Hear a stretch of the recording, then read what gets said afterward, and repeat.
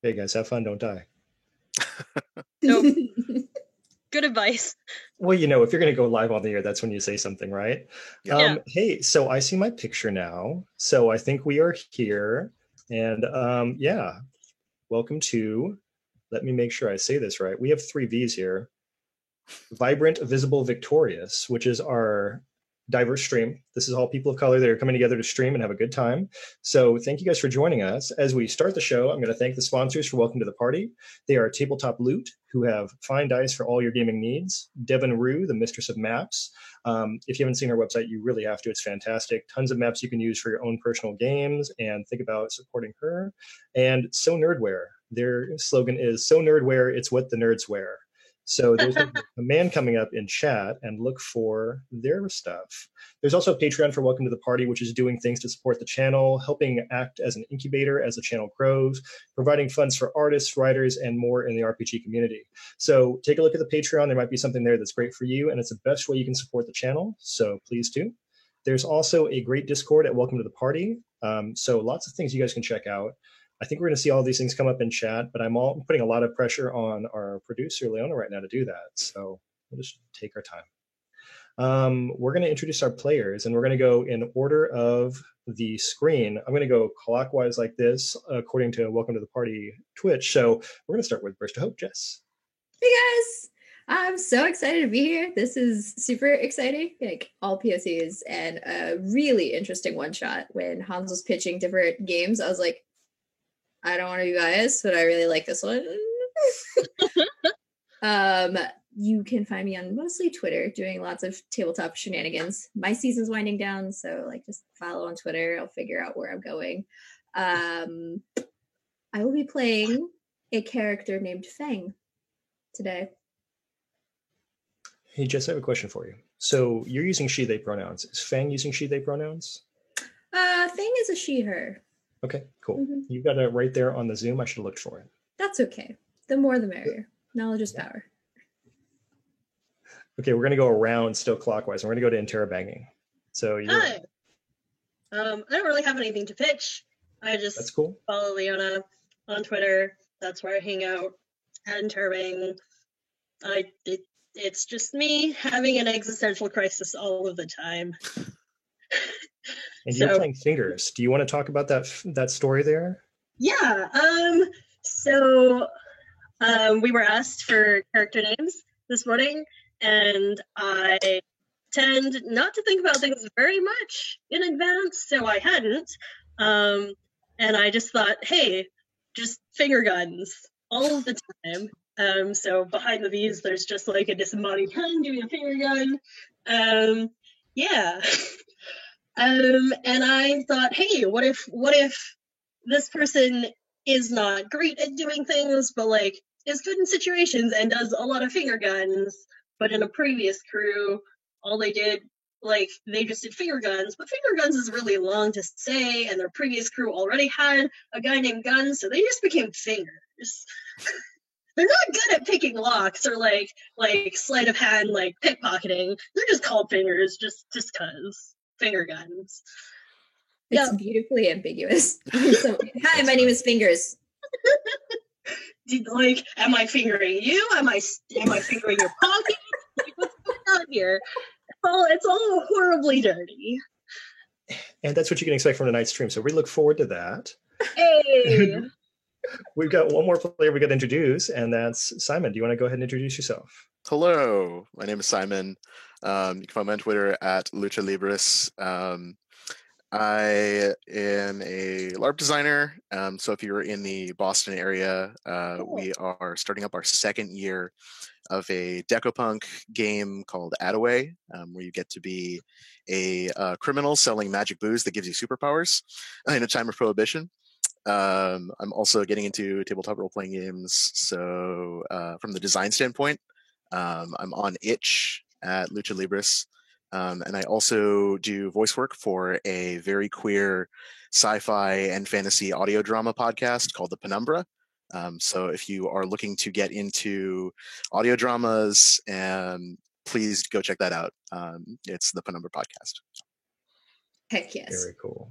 Very cool. So we got some very good stuff going for tonight's game. This is a game called Ghost Echo by John Harper. He's the guy who did Blades in the Dark, Lasers and Feelings, Lady Blackbird. I'm probably missing several games, but that's just gonna be how it goes when you've done that many games. So Ghost Echo, if you go look at 1-7 Designs, I didn't do a link in chat because I don't know if that's allowed or not. But long story short, it's 2 pages. There's only a couple things we get to find out about this game as we start out. We're going to make this up as we go. Is it going to be good? Yeah. I mean, it can't not be good with this crew, but is it going to be weird? Yeah. It's also going to be weird. So look forward to all of this happening. We're going to do our starting setup now. We've talked a little bit about who these people are, but we're not roping them in too much at this point. We're going to talk about our starting situation. Here is our paragraph. While looting in the ghost world, your crew was sold out. You walk right into an ambush with hungry wraiths on your heels. And we're going to fill in these details using some sections that are here on the sheet. So let's talk about what we're looting in the ghost world. We've talked about this as being in this period of time, in the real world and so forth. Okay, and we'll be aware of that. So first off, what are you trying to loot in the ghost world? What is the ghost world to you all, and what are you thinking about? So let's kind of have a conversation. Okay. I'm thinking less the kind of like physical aspect of things and more like the spirit of things. But I'm also thinking about that guy in Brazil, I think, that like went into universities and like stole a bunch of student debt papers and burned them. Mm-hmm. Yep. All right. Yep. So that's a thing that could be cool, because when I think about like ghost worlds, you know, we've got like the Asian tradition where there's a lot of stuff that still exists in the spirit world, or people need things in the spirit world. Yeah. I mean, that's kind of a universal thing, right? That we've got in a lot of cultures, is the idea that there are people who need stuff in the afterworld. Yeah. So maybe things still exist there that don't exist here on Earth, or maybe they exist, they like co-locate. I mean, how do we want to deal with this? Yeah. You could take it from the angle like we're bringing physical objects between worlds, but also like memories and things like that, the emotional association with something, and trafficking them between both the physical and the spiritual. Yeah, we're like spiritual enslavement, or like indentured. Yeah, maybe there are things that people are tied to. Like they're emotionally bonded with. When we talk about this right now, something that I'm like mulling over, thinking about here is, you guys are going to be people who are going into the ghost world. This can't possibly be a common thing. This has to be like, you know, Area 51 type weirdness where people don't believe it's a thing that happens, but there are rumors. And it's got to be incredibly illegal for anybody who has any idea this can be done, right? This has to be like just the most, what's the word I'm looking like, profane of crimes. Mm-hmm. The taboo, the FBIs are out to get you if you know about it. Yeah, definitely. But people probably don't. And when you tell them, I got this in the ghost world, they're probably going to think that you're crazy. And I mean, they should. But on the other hand, you're still going to get it there. So yeah. I'm picturing, like, as we talk about like how we merge like physical objects into like the spiritual essence world, it's like totally we're drawing in on Bleach anime. Like, release you, go, you're no longer tied here. Yeah. I mean, we've got to think about all of our best ghost stories. And personally, as a kid, I was always horrified by like Japanese and Chinese ghost stories because they didn't pull any punches at all. And I mean, in general, you've got like a physical, tangible connection to something that you will not break. And ghosts don't like people, and they are pretty much upset that you're still alive and they're not. I like the idea of like, oh, sorry, go ahead. No, that's all it was. They're all mean. They're all vindictive people. I'm intrigued by the idea of like why we're looting in the ghost world. Like, as these ghosts, like, they'll draw more power the closer they're tied to the earth, so they have more ability to like manifest or create something physical that we can. Oh, I like that. I like that a lot. So the more maniacal, the more maybe not even like evil, but like tortured, or, you know, whatever their link to the earth is, the more powerful items they can create.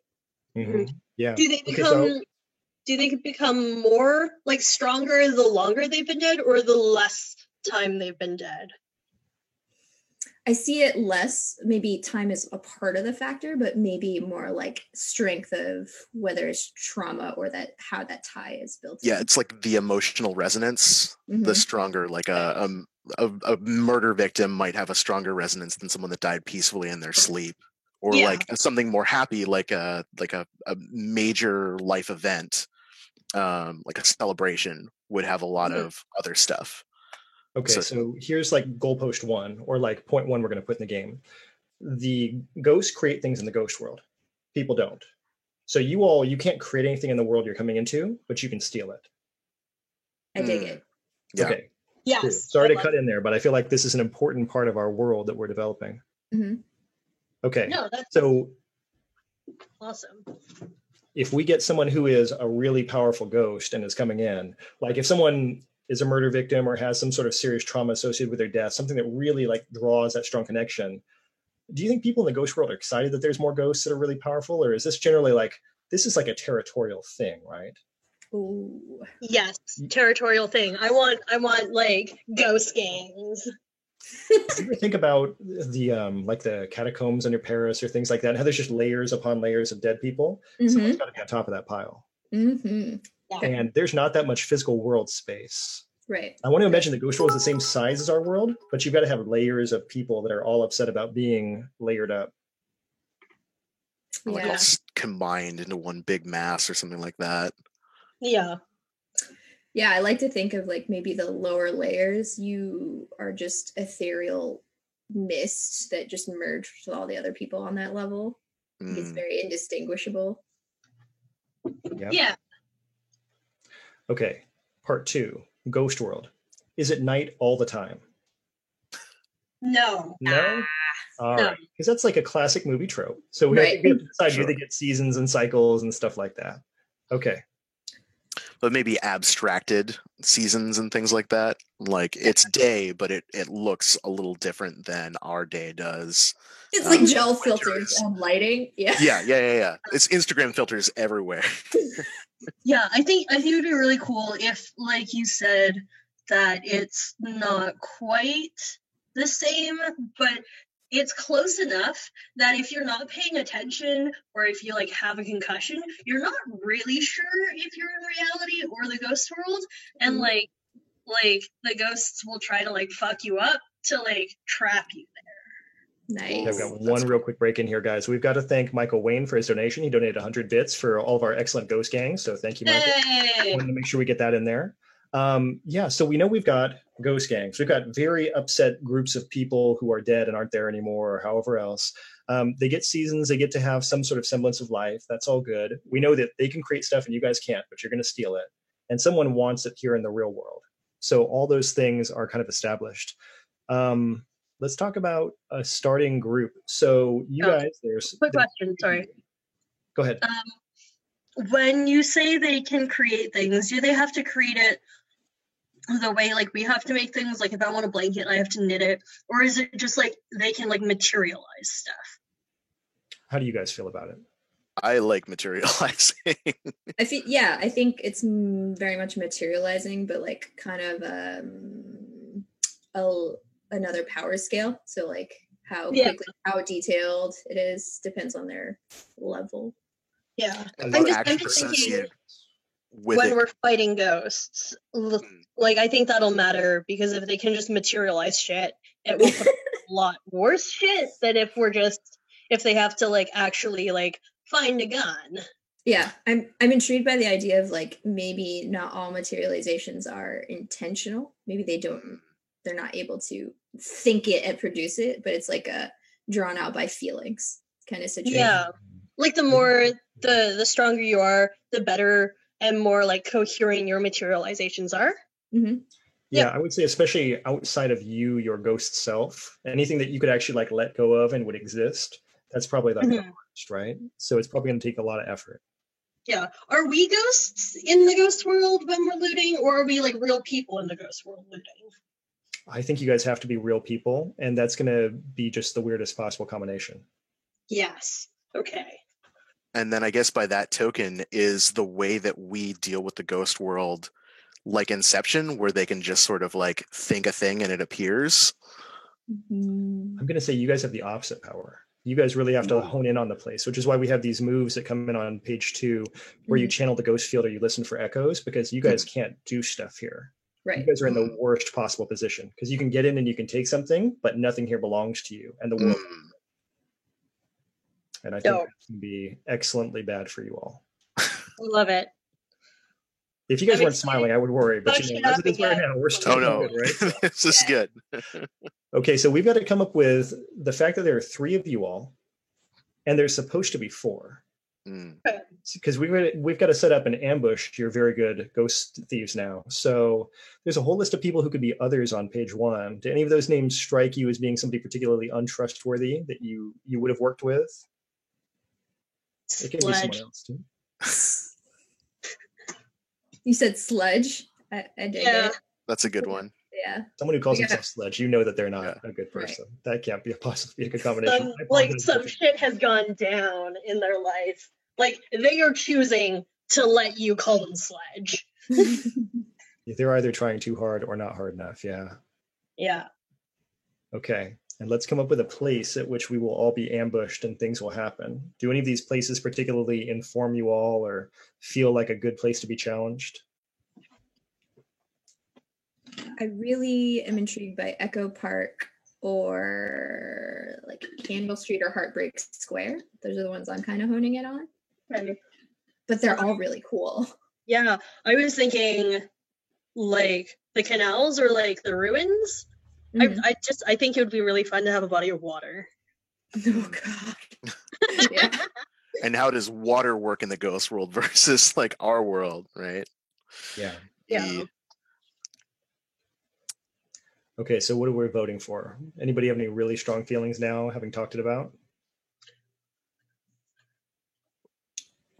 Let's go Chalk Street for- Bridge. Ooh, then Yeah, you could over vote. the Like water. a bridge seems like a cool place to get double crossed. Yeah, I'm good with that. Yeah, that's cool. Okay. That does sound really, really good. Now, I've got one more thing, which is you're going to get chased by wraiths. There are 4 Okay. basic options here. Are there any that really skeeve somebody out that we should not do? Like, if you don't like spiders, I don't want to do spiders. Oh yeah, sorry. Really fun spiders. but like I'll fight them, whatever. So let's skip spiders because Jess is still making a face. We don't want that. I like hard line on spiders. Yeah, dogs, hawks, vipers, all of those are very bad. Do you really like snakes? I'm gonna try and befriend them if you send us vipers. I'm gonna befriend them. Done. Yeah. It's like, hey, we all become snake charmers in the ghost world. I'm fine with it. That sounds Just great like to me. I pull a flute out of my pocket, just fucking Pied Piper them off the bridge. Yeah. That or like we are attacked by a pack of corgis, I'm just saying.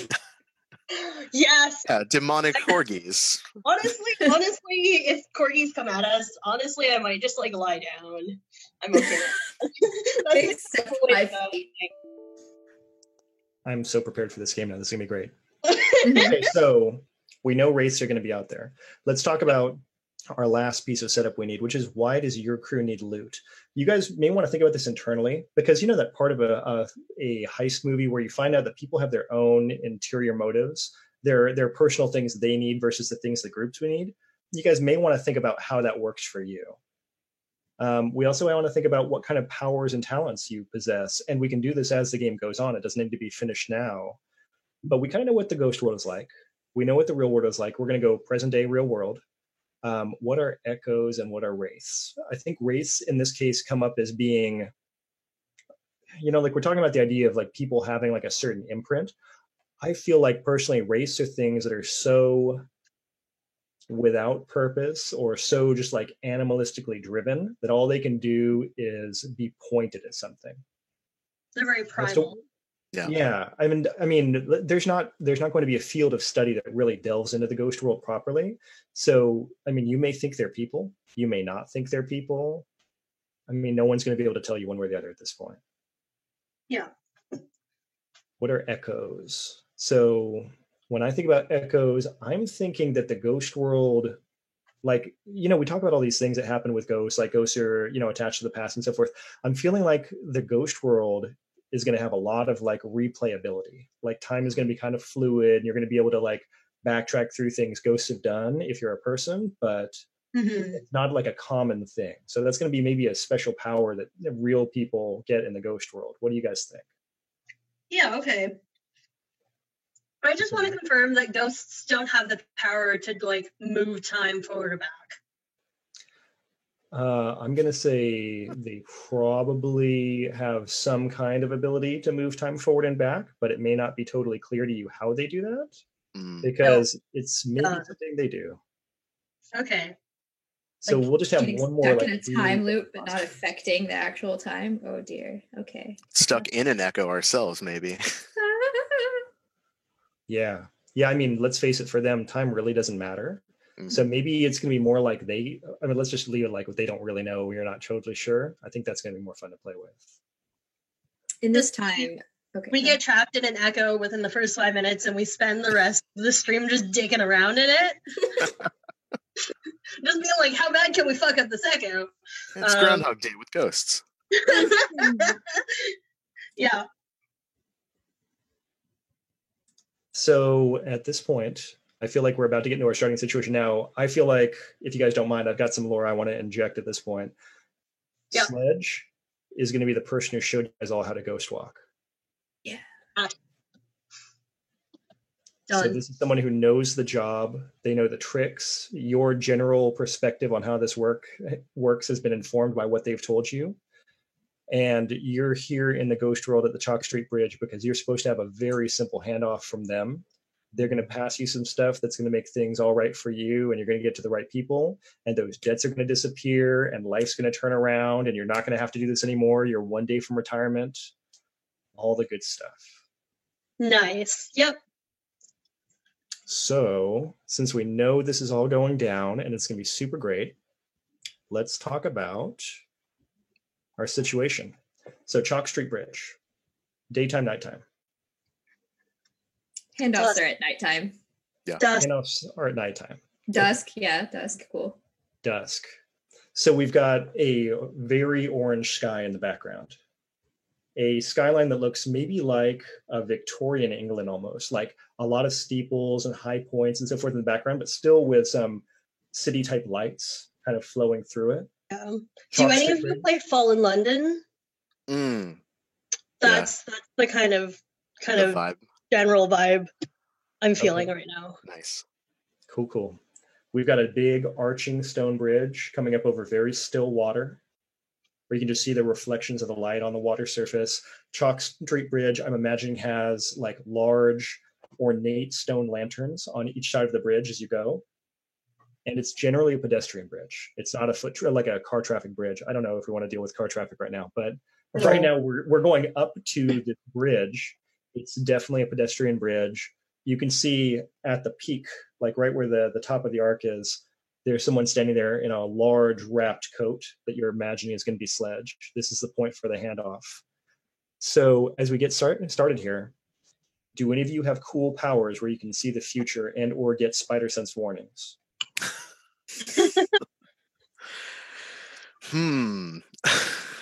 I'm not saying you have to. I'm just wondering if it's something you think of when you think of your character. I think Fingers has like a strong gut feeling, like has a strong sense for like gut feelings, whether like things are going well or things are going bad, but no like concrete ideas. Cool. If that makes, just like going, this feels like a bad idea, but I don't really know why. Yeah, you're experienced. You're not necessarily it's not preternatural, but you know this is a thing. Good. Yeah. How about Breach? I think Breach might have a sense of it. The way I've been thinking about his power is, I mean, I picked that name because I thought it was cool, but also thinking more about the ghost world, like maybe he has some skill with opening pathways into the ghost world. And so maybe that connection with being able to sense, like, here's a weak point in the ghost, in like the wall between the physical and the spiritual, maybe gives him a little bit of awareness, but maybe not the same gut feeling that Fingers does. Okay. Do you feel like Breach is pretty aware of like a concentration of ghost energy? Do you feel when there's more ghosts around?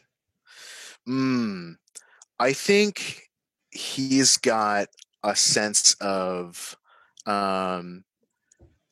danger, probably, because the way, I don't know how everyone else has been thinking about their characters, but I think I've been picturing him as maybe the muscle, or like the danger, the lookout, maybe. So maybe he's got a sense of like there's where the ghost concentration is weaker, to make those entrances, but also where it's conversely where it's stronger.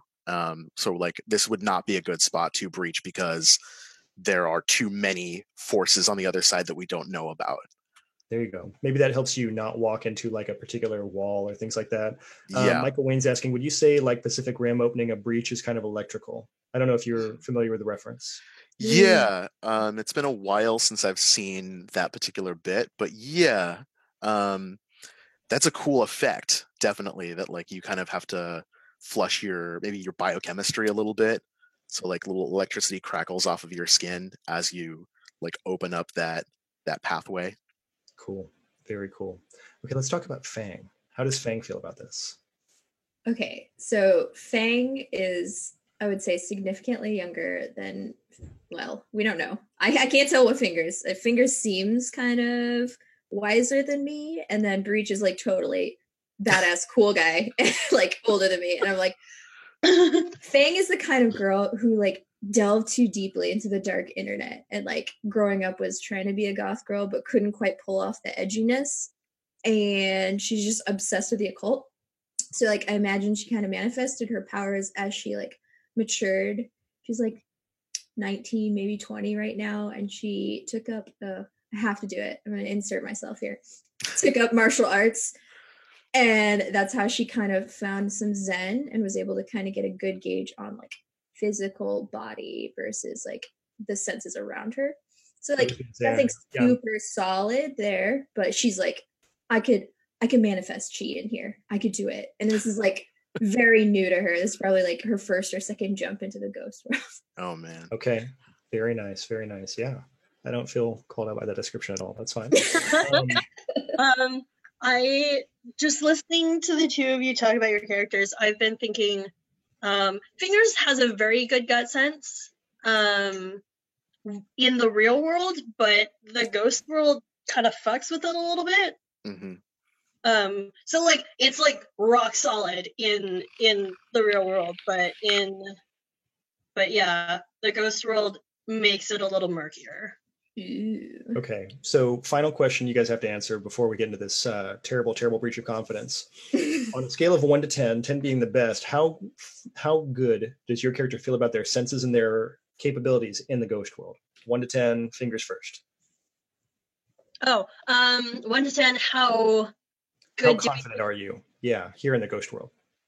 Like a 7, I think. Like, we can probably get through this, but like maybe we might get real fucked. Yep. Okay, how about Breach? I would, on any other character, I would say like a 1 or a 2 for funsies. I'm gonna lean into the tropes that I think we're playing in here, and I'm gonna say Breach is probably a 10. Nice. However justified or not that is. I love that period. That's great. Yes. Yep. Okay, how about Fang?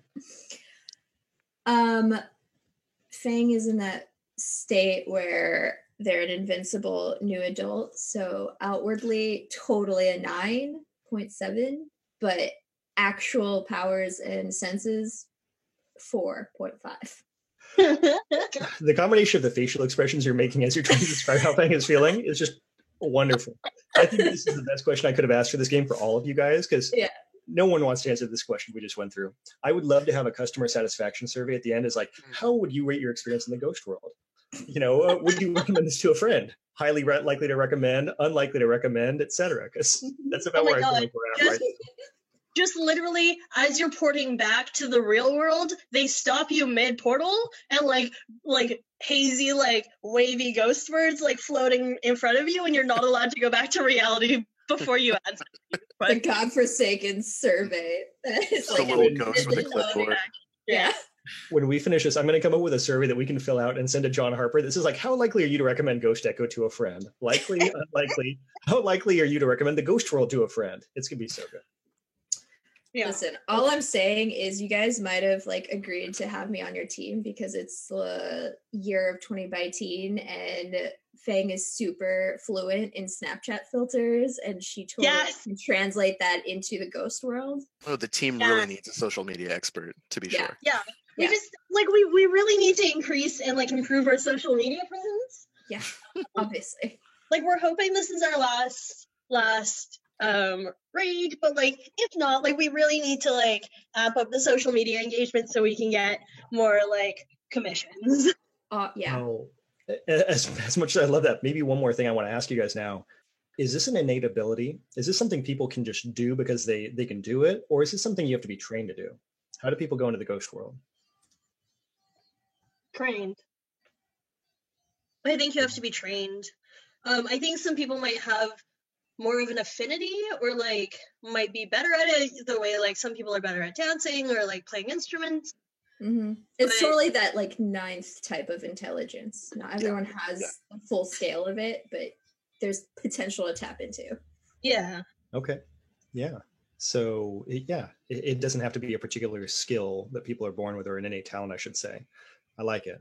I'm very happy. So you're all walking up to the breach, or the bridge, I should say. Sorry, I said breach. So we're walking up to the bridge. You can see the silhouette of someone wearing a long coat. There is no wind in the ghost world, but you always kind of like feel like there should be. You can imagine like that coat should be blowing in the wind or that hat should be about to fall off, but it doesn't. Is it just like in a natural stillness? Well, yeah. I mean, it's pretty unnatural being in the ghost world. So you just don't get that, right? Yeah. So you're walking, no, but I mean, like, you know how even when you're just kind of standing around, your clothes move, your whatever moves, but like in the ghost world, it just doesn't until you're actually moving? I'm going to say there's no wind in the first place, probably. Because other than the fact that you guys all should be breathing, nobody else is. Let's not delve into that one too deeply, but no one has like studied ethereal currents yet, so we're not sure if they're there or not. Right. I mean, again, you guys are listening to a guy who calls himself Sledge, who is probably like 43, and his daytime job is probably something like mall security, but this is his other thing he does. And this is all really definitely the case for this guy now that I've said all these things out loud. This is how he affords a house in this economy. Okay, that's absolutely true, first off. And second off, he's a guy who has like 2 shelves of weird occult books and then like a 4-foot tall bong in the same part of his living room. Yeah. Yep. And you guys have all listened to him for whatever reason. So that's we don't know that other side of him. Okay, that's fine. You guys can say that. Yeah, you know. So you're in the ghost world. Is that you at the mall in front of Claire's? No. Evil twin. I thought I saw you. I looked at you. Like you didn't say hi. I was really offended. Traveling in the ghost world is the new having a band when you're 40. So be prepared for that. So you guys are all walking up to this bridge. Do you want to describe yourselves in the style of a cool Reservoir Dogs type cutscene? What do you look like? What are you doing? I haven't watched Reservoir Dogs. I don't know what that is. Don't worry. Any heist movie, any crime film in which you are seeing the actors like as a pan by. So Fingers, the camera slides by you to get a look at what you're doing and why you're cool. What are you doing? Just excessively jaunty. Uh-huh. Just like halfway to skipping, but like not quite there yet. Okay. Just too cheerful for this shit. I have a question for Fingers. Hey. What does your mask look like? Ooh, yeah, we discussed this briefly before the stream started. Fingers doesn't have a face. Fingers always wears a mask, and if you take the mask off, there's just a void where their head should be. Not really sure how it works. It's just a thing that is. Mask of the day. There's more masks. Oh my god, I love it. Mask of the day is just it's black with just the Ghostbusters logo in the middle. Yes. Wow. Just a glaring, obvious thing, and everyone ghosts are walking by just like Shaking their heads. Yep. That's awesome. Okay, I was not ready for that. Okay. What does Breach look like as we roll by? I think let's just go whole hog on this. I think Breach in this game is played by Idris Elba. So like late 40s, early 50s, somewhere in middle age, graying hair, cropped short, the tough jaw. I think he's wearing a leather jacket. No, you know what? It's a duster. It's got to be a leather duster. And he's like, as he's walking in slow-mo, he like does the jacket shrug. And we can see that under the jacket, he's got like a combat, like a tactical vest. And then around his neck are a number of necklaces with various occult charms, like jingling in the wind. And like wrapped around his hand, there's a chain that has a number of charms that he's just kind of like idly fiddling with as he adjusts and then goes back to walking slow-mo. And then as the camera like pans, we get like a little bit of the wind blowing by, and his hand brushes over a holster that's on his hip. Wait, I thought we just established that there's no wind. Idris Elba has the power to make wind happen. He has a little, like a faint row of wind around him. He purposely like your belt in the back, so like your duster blows in the wind. His hand brushes the jacket in a wind-like manner. I love it. I regret taking out the wind so much now. Okay, we got to have wind. I'm sorry. We've got to have wind then, right? Yeah, maybe just dramatic wind. very still. Yeah, darn it. Now we need the wind. Yeah, and bunny slippers. Yes, thank you, Pinna.cosplay. Yeah. Chance Breach has the power to like emanate wind current. Just a little breeze around Breach. No, you're like, why are you dramatically breezy? How does that work? It's just really strong farts all the time. Okay, Fang, you ready? Yes. Okay, so I'm going to say that this is my first serial mission as a person who does ghost walking. I've done like ghost walks in training. So I totally garbed up in my Tomb Raider cosplay, my Lara Croft cosplay. And then I have like a hoodie just for fun. And I'm just like dive rolling dramatically, being like, but it's literally finger guns. And I'm like, guns don't work in the ghost world, but I'm ready. Fingers is a little annoyed. Thing is doing finger guns because it's Fingers thing. It's her thing. And I'm like, Fingers is like muttering to herself, just like a little bit. Did you ever say anything to me? No. Okay. Noted. I have a feeling it's totally unjustified because I didn't say a thing. Yeah, so I've got these holsters with no guns, but maybe a couple daggers on my side, and then like an armband for no reason, like a Muay Thai armband, and you're like, what? None of this makes sense. It's not. There's no cohesion here, Fang. And I'm like, what? It's all part of the aesthetic. It's very good. Aesthetic kills you, but okay. I have to imagine that up until this last mission, Sledge would call you kid in a way that was kind of annoying and you would have to fight back against. And in this last mission that you completed, you were told you can do this on your own now. And they didn't call you kid. Yes. So you're walking up to the Chalk Street Bridge. There's that figure that is a long coat, a low, like wide-brimmed hat over the head, not quite a cowboy hat, more like a flat-topped hat. I don't even know what those are called. But standing at the top of the bridge, this is where you've arranged to meet Sledge. You guys are taking something from them. Do you guys know what it is, or were you just told you're going to get something? I think Fingers was told but forgot. Okay, that's fair. So does Breach pretty much just keep track of the goods at this point? Is that...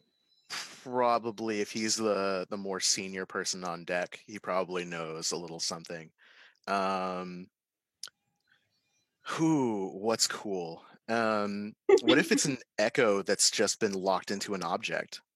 Yes, definitely. Yeah.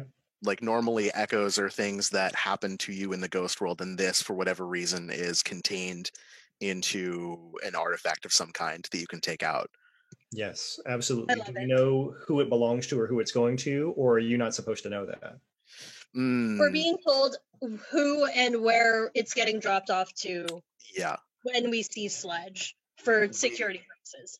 Yeah, I think we knew what it was going in, just so that we'd know how to prepare to transport it. But Just so after we that bring a big point, enough suitcase. right, then we'll find out who we need to take it to and why, or maybe not even why, but just who it needs to go to and where. Okay. Oh, It's we an thought obscenely ornate Rubik's Cube, like Sure, it can metallic totally- Rubik's Cube. Yeah, it can totally look like a metallic cube at this point. That's awesome. I love it. We're on board. You guys get to the top of the bridge. Sledge is there, and you see the barest, faintest piece of like stubble cheek and low browed eyes as this hat's over his head, and he's looking at you, mostly Breach, a little bit at Fingers, really avoiding eye contact with Fang. And I'm like really trying to make eye Yeah, and it's contact. not really clear what's going on. As he hands this cube over to Breach, it's rolled up and like kind of packaged up in like a long, like hobo style bandana, like a handkerchief. Oh yeah. Basically just handing you like this handkerchief in his hands, but it's not even tied. It's just like loosely wrapped for some reason. So does it like dramatically, like as like Breach puts out his hand, like it falls in his hand, but then the handkerchief like falls away and it glitters in the setting sun? You know, it's going to do a little bit of that. Like you can see some of that sparkle. Ooh, we picked the right person for the job. Yes. Have It's right there, you can box see sitting it. nearby. Yes. Yeah. So it's there. You can see it. It's shining, but Sledge looks nervous, and he kind of gives you a Fingers hint. has a bad gut Let's cover feeling. that back up. Fingers has a bad gut feeling. Yeah, there's definitely a bad gut feeling. There's a look in Sledge's eyes you haven't seen before, but Breach has. You saw it that one time where there was a kid who couldn't handle the work, and when it was done, as far as you know, they're still in that insane asylum. Ooh. Nice. There's something wrong Was with it in the ghost world? the thing that happened, or afterwards? So he's not in a mental hospital in the ghost world. He's No, did it happen in the ghost world, or was it just Oh, like yeah. a bad job? Yeah. I think this was Breach's first job, and it Oh, happened yeah. then. Oh yeah, nice. Yeah, that's a bad gut feeling. What can I do about bad gut feelings? That's a good question. You can try to do some sort of move if you want. Okay, guys, we're into a game now. There's rules. So Hey. when we roll dice, here's things that happen. You can roll dice when you do the following. I'm just going to read a list for chat's purposes in case they can't see the PDF. You act under pressure, you infiltrate or steal, you suffer harm, you commit to violence, you manipulate or hold steadfast, you channel the ghost field, you listen for echoes. Anytime you do one of those things, there's going to be a danger and a goal. Okay. Dice for every goal and every danger, and then you have to assign the rolls. High rolls are always better for you, but you've got to roll dice and assign them to both. So you're gonna have to decide: do I not want danger, or do I yes want my goal? If that's how the dice go. So everything's Okay. on you guys to decide how bad things get. Oh, okay, I see. What is the closest thing to doing like a perception check? I'm gonna say it's up to you. If you're trying to do something to the ghost world, I think you're really listening for echoes more than anything else. Okay, because I was looking at that, or maybe like channel the ghost field, but I'm not really sure what that means. I think channel the ghost field so far is going to be like when you decide you want to talk to the wraiths, or if you want to go in or out, or if you want to do something weird. I think that's channel the ghost field. Mhm. Maybe a trick Okay. picked up on the way. I didn't realize there were descriptions of the dice rolls on the side, so I'm just giving those a scan. Yeah.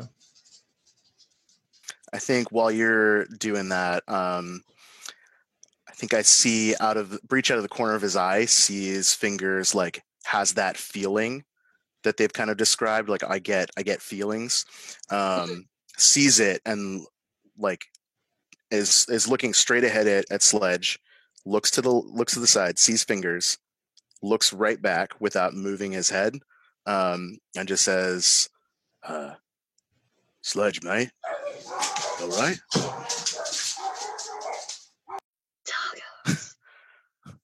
People have been Wait, disturbed. The wraiths are Sorry, coming. Yeah. Gorgos! Yeah, that's for real how the game is going to go. Now, there's just a small dog intrusion for a second. Nice. Okay, so can you say that one more time, Breach? Sorry about that. Yeah, that's okay. He looks at Fingers and then looks back at Sledge and says, "You all right, mate?" Sledge is sweating. You can't recall the last time you saw Sledge sweat or look upset about a job, except for that first job. His eyes cut over to Fingers. They cut back to you. Everything's fine. Just take the package and go. Where are we going? You haven't told us yet. Okay. 1345 Murphy Street. Who? Sure. Easy. Just like old Okay. times, right, Sledge? Like old times. And there's a lot of weight and gravity in that old times. Yeah. Sledge is Okay. actually coming across Too the park now. Can we Um, take a selfie or something? We should commemorate the task. Can I manipulate or hold steadfast? Yeah. So this is It for says you trying to discover figure a out what's hidden going truth. on. That's right. That sounds good. Yeah, and that does sound like what you're shooting for. Okay, if we want to have a dice roll, I'm ready for a dice roll. The danger is Okay. you get put in a bad position. So we've got a danger. Is there an additional danger you want to add in here to get more dice? I don't know if this is the puts you in a bad position or an extra dice. But if I fail, I think if I fail, I think Sledge gets more nervous Hmm. if I fail this. So I don't know if that's the same thing or an extra dice. Yeah, let's have that be worse. Let's have that be an additional Yeah. thing that happens. Okay, cool. So we've got the danger of something happening with Sledge. We've got the you're going to be put in a bad position. And then we're also having a goal, which is figuring out what's going on, right? You want to discover a hidden truth. Yeah. So good, bad. Remember, if you're rolling 3 dice, you have to assign 3 dice. So something's going to happen to each of those things. Am I rolling 3? I thought it was just 2.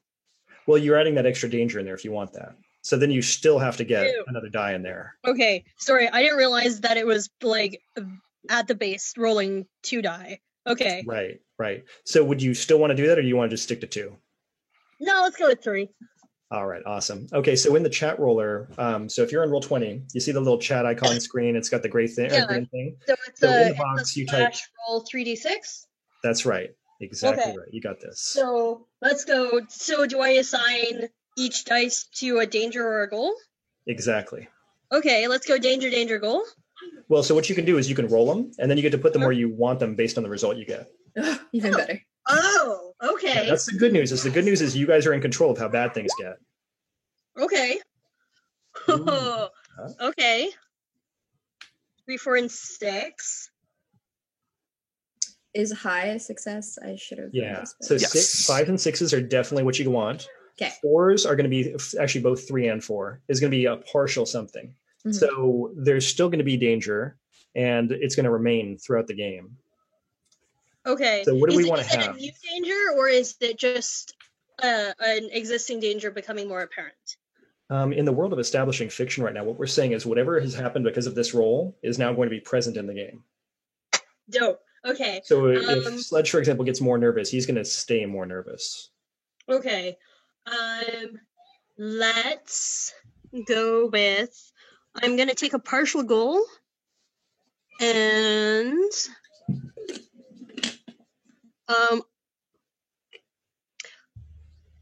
no, actually, you know what? I'm gonna take a full goal, and Sledge gets like half as nervous as he would have been, and we're put in kind of a bad position, but not as much as it could have been, because I think that will be more fun. Very cool. Now, if you guys happen to be using Roll20 where you can see the full desktop, then I'm going to use the map area to write down our dangers. Okay. So Ooh, if okay. you want to follow along with me, that's where stuff is going. So these are 2 dangers now that are present in the game. So if you ever want more dice, remember there's always stuff that has already been established at this point. But on the other hand, too, you don't have to overcome those things right away. You get the idea? Sorry, no, what? What I'm saying is that we've got things kind of established as things that will happen in the game. Mhm. So we know right now that the situation is going to get bad, and we know that Sledge is going to be nervous. If you're Yeah. rolling dice and you want to see one of those things get better, then you can always resolve that as a danger instead of whatever your Okay. primary danger ends up being based on a goal. Okay. Cool. Okay, so you're trying to find a hidden truth, and you're Yes. getting partially achieved. So here's the thing you notice. Oh no, I'm taking the full Oh. full on the goal, and Right. I'm taking partials on the dangers. I'm sorry, I got that wrong. Okay, so you discovered. No, it's okay. I changed my mind halfway through deciding. I just wasn't paying enough attention to what I said. So as you're watching, Sledge's eyes cut across the river to the far bank, the one you didn't come in on. And there is we're going to say it's a carriage, not a car, because that's weirder. There is a carriage there. And his eyes are looking at it, and you see the eyes of someone who is definitely a ghost. You can tell because where you all arrive and look kind of like solid and much like you do in the real world, ghosts here always look somewhat hazy to you.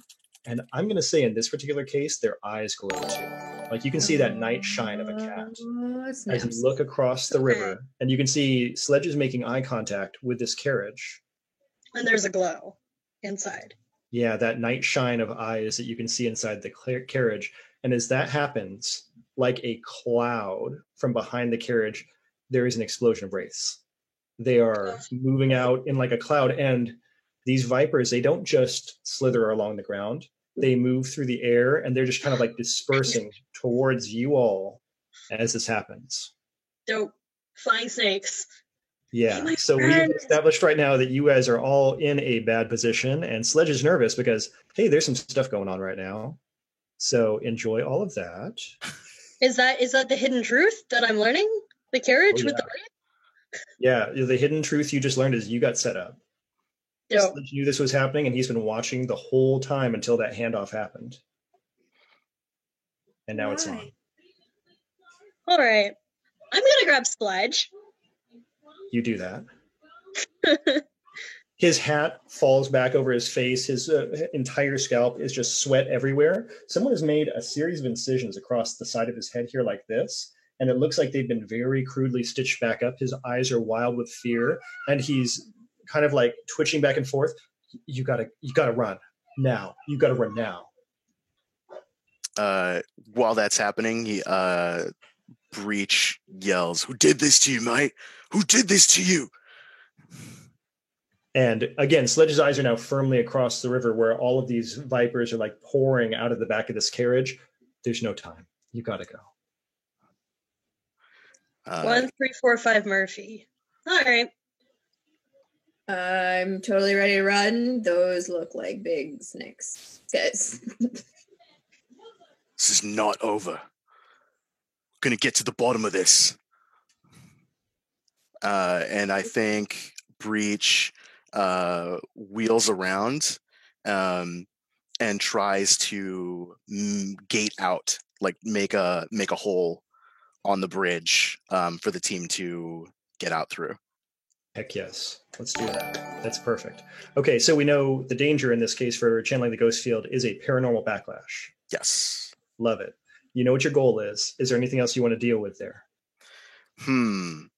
I think that is it for now. Cool. Okay, I love you guys all, but I want you to roll double ones just because it'd be awesome. Well, let's see. I mean, Snake Eyes would be appropriate with the flying. Go whatever we're doing. It's gonna be awesome. Yeah. Here we go.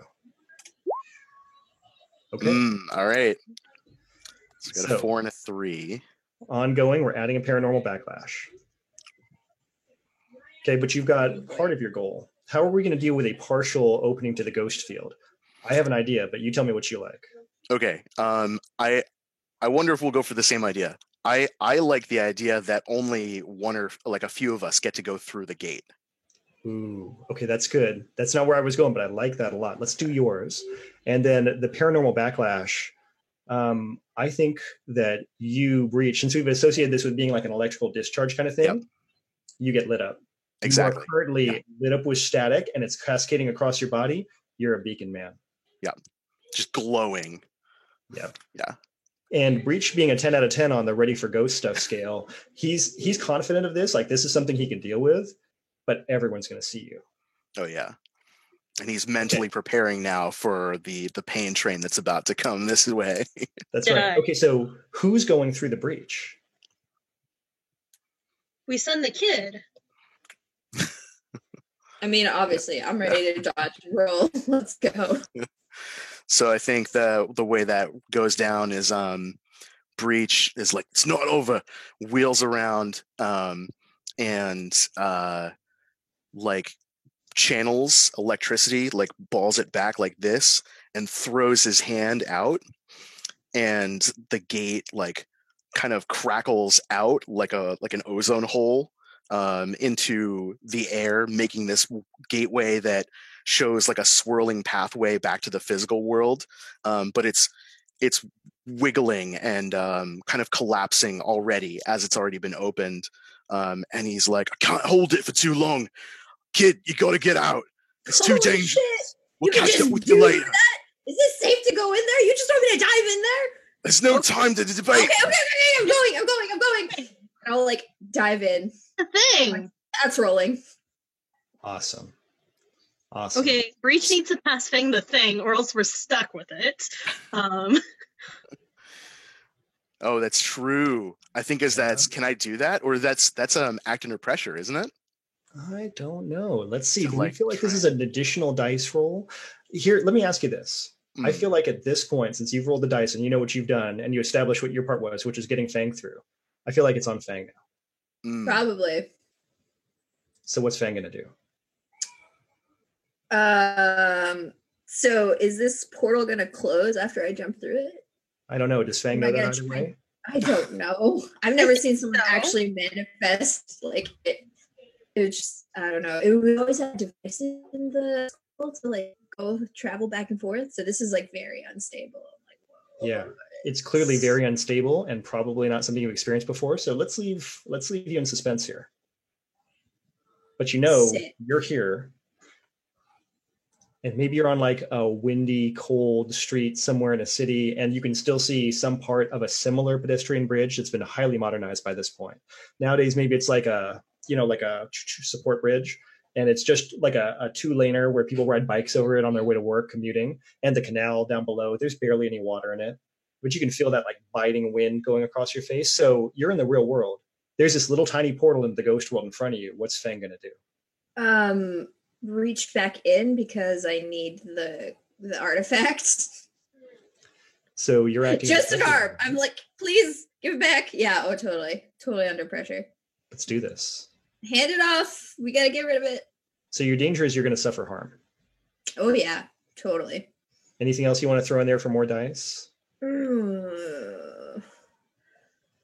So okay, harm, like possibly static shock, but I'm willing to up the ante. Like there might be a chance that Breach doesn't hold it long enough and I might get sucked back in completely. Okay. Do you get sucked back in, or do you just lose whatever's goodbye forearm? Oh god. No, I think getting sucked back in is better. Yeah, I don't know if I'm ready to be an amputee. Yeah. Okay, so that would be 3d6. Yay. That's right. You're going to roll 3 dice. Okay, here we go. Bum, bum, bum, ba-da. Ooh, I love that. That's our first bad roll. Excellent. Yeah. So what's good and what's bad? I totally get the artifact with Sure. that 6. And give me that sweet, sweet 1, that danger. So is your 1 going to be going to you getting harm, or is it going to go into you being in a bad position? You know what? Give me the 1 towards harm, and then 3 towards the bad position. Excellent. I'm curious to see how you perceive this. So the portal snaps closed. You're holding the Rubik's Cube type thing in the bundle in your hand. When you were being trained, Sledge told you what you thought was a ghost story about a person who left their hand in a portal. And when it came out, there was a mark. And after a day, they had to amputate the arm. Fuck! Directly below your elbow, you have a purple ring around your arm. and you're starting to lose sensation in your hand. Oh, yes. Great. It's like that. If anyone's seen Dragon Prince, I'm like, I'm an elf. I didn't finish. Oh, no. Okay, I can't break this bind. Great. I thought that was just an old man's tale. Better go use this arm on habit. So look forward to that one arm thing you're about to have, because you can, Right. again, it's like numb. It's like you slept on your hand kind of thing. Right. Yeah. I'm like, okay, all right, that's not okay. Maybe I could go to PT. Maybe I can unlock that nerve ending. Maybe it's just a nerve ending thing. Maybe they just cut off the circulation. Maybe I don't have to lose the arm. Okay, it's fine. They said 1 4 3 5. No, 1 3 4 5. 3, 4, 5. Yeah. In out of character, totally no. In character, I'm like, fuck. Okay, and I'm the only one. Did the portal closed? I'm the only one. No. Yeah. So we managed to split the party within like 45 minutes of playing the game. Damn it. Good job.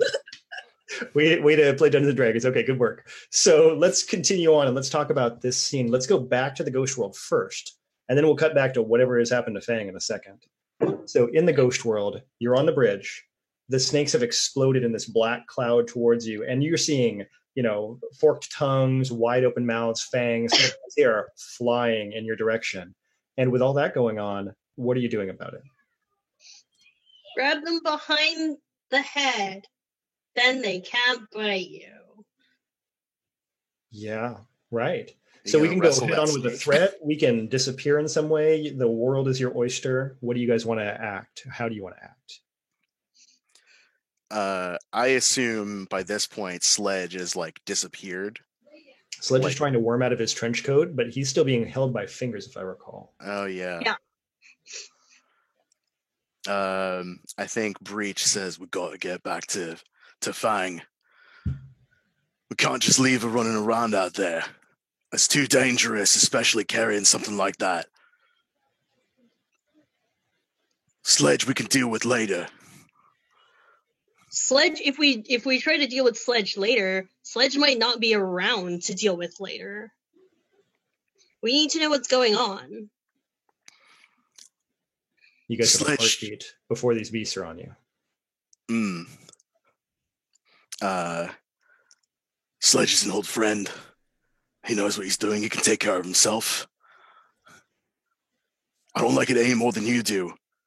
But I don't want to be around here when those things get on us. Let's just take him with us. Breach looks up, sees the cloud of snakes, and whips back as the electricity is like crackling across his skin. And I think he says, "Oh, there's no time to argue with you. All right, let's go." And I think we try and, you know what? Let's just vault over the bridge. Let's dive and try water? and get into the water. Yeah. Nice. Yes. Now, Yeah. when you're doing this dive, what's the goal? What's the action you're shooting for here? Are you trying to get out of the ghost world, or are you staying in? Oh, I don't think we have a choice. I don't think I mean, like, I don't know how creating ghost portals works, but I can't imagine you can make another one so soon that can fit the three of us after sending Fang through. yeah, and I think that paranormal backlash danger is still kicking around. So like it's got a cooldown period. Yeah. So maybe we have to get to some place where we can cool off for a bit, let our like energies recharge, and then come back at the problem. So the goal is to escape, but not through supernatural means. So I think that's We're staying in the ghost world, but we're just trying to get away from vipers. right. Is that act under pressure or infiltrating or stealing? I think in this case we're acting under pressure because Yeah. the danger is more appropriate. Okay. Yeah. So the goal is to look. I think Breach looks over the bridge, sees like maybe further down this pathway. There's like a sewer grate that we can probably like swim over to. It says we can get over there, we gotta go now. I fucking hate And this tries to first. dive. So that's the goal, is to get over there. The danger Okay. is harm from the snakes and or the water. Yep. And we can probably throw in the danger from the backlash. Yeah, if you Yeah. want to use a backlash, that's fine. Let's go for it. Are you rolling for the three of us, or how roll thing? That's a good question. I would say right now, one roll is sufficient for any action we're going to take, because we're kind of encapsulating one player Yeah. taking the command or the charge. And Yeah. we'll try to share that around as we go. Do we want to add an extra danger if Sledge decides to fight us and try to get away from us? Ooh. You guys want to go 4 dice? I mean, that's pretty crazy. It's up to you. Well, it's a one shot. And you know what? We're only going to find out by trying. All right. I've Yeah. already done one roll, but I'm going to do it again. And I'm hoping for all ones. Oh man, me too. But Two wow. ones. Wow. Hell yeah. All right. Okay. So I think the goal, definitely we're going to take the 6 on that. The goal is achieved. And I think the 1 will take the goal fails and the opportunities lost for Sledge. Yeah. So like Sledge shoves his way off of Fingers and bolts. And then oh geez. What else is fails? Backlash? And the opportunities lost until circumstances change. I think that makes sense. Yeah.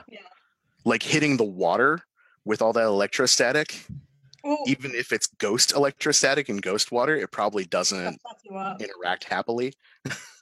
Yeah. I think I feel like I'm envisioning that as just it's going to take longer for you to create another portal. Yeah. But at least we're away from the Vipers. Yeah. Okay, awesome. So let's kind of narrate out this as it goes. I'm going to throw some stuff in. You guys throw some stuff in and see how it goes. So you guys go ahead and describe how you've jumped over this bridge, and then I'm going to do Sledge. All right. I'm envisioning like a waist height stone kind of wall on either side of the bridge. So I'm trying to hoist Sledge up to push him into the water. But Sledge is bigger than I am and fucks off, runs away from the carriage the way we came on the bridge. He's gone. Fuck him. And doing that, I push myself up onto the ledge and just like fucking like just flop into the water. Fingers has no good water experience. So it's just like a straight up belly flop in. Precious You're like baby. trying to keep the mask over you. Oh no, like the mask is fine. Okay. It's a So- secret snorkel. Let me throw another Oh, yeah. fun bit on here to make things worse for you guys. Yeah. The other part that you've got to deal with here is that ghost water doesn't work like people water or real world water. And you didn't have a lot of time and practice with that because nobody jumps in the water when you're in the ghost world. That would draw attention. So you're finding out now this is thick and goopy and hard to move in. Nice. Yeah, kind of. Like swimming No. through cold peanut butter. Or molasses. Yeah. Minor sidebar. My favorite historical event is the Great Molasses Flood in Boston. Yep. Uh-huh. We know all about that up here in the Great Northeast. Yeah. Just so basically that Yeah. is what I'm envisioning. Cool. So Nasty. it's harder than you expect. So when you jump in and that happens, and you see Sledge has basically almost ripped his coat trying to get free of you all, and he's like hands and feet crawling across this bridge as these wraiths surge up and over him. They're totally avoiding him. They don't touch him at all, and they're right there next to Breach. Breach, Yeah. grab his coat. Grab his coat. Yeah, I think Breach reaches down and scoops it up. Yeah, we'll need it if we want to track him later. Also, he kept trying to rip it off anyway, so we need that. That's important. Yeah. Grabs the coat, sees the Vipers like swarming, and just we do like this perspective shot of like the person is here, the camera's zooming out as they're moving, as Breach like sprints, crackling with energy, kind of like a Raiden Metal Gear Solid moment, and leaps off the bridge, does the like divers posture, goes in, but at the second he connects with the water, the electricity like crackles around him and like ripples out, and he's like and trying to fight his way through the water as the electricity is like pulsing around him, and he's glowing as he's like ducking in and out of the water and swimming through it. So at this point, too, the entire canal electrifies and lights up. As that it spreads. You can see the paranormal energy just going across it, kind of crackling in the distance. Everything's getting lit up.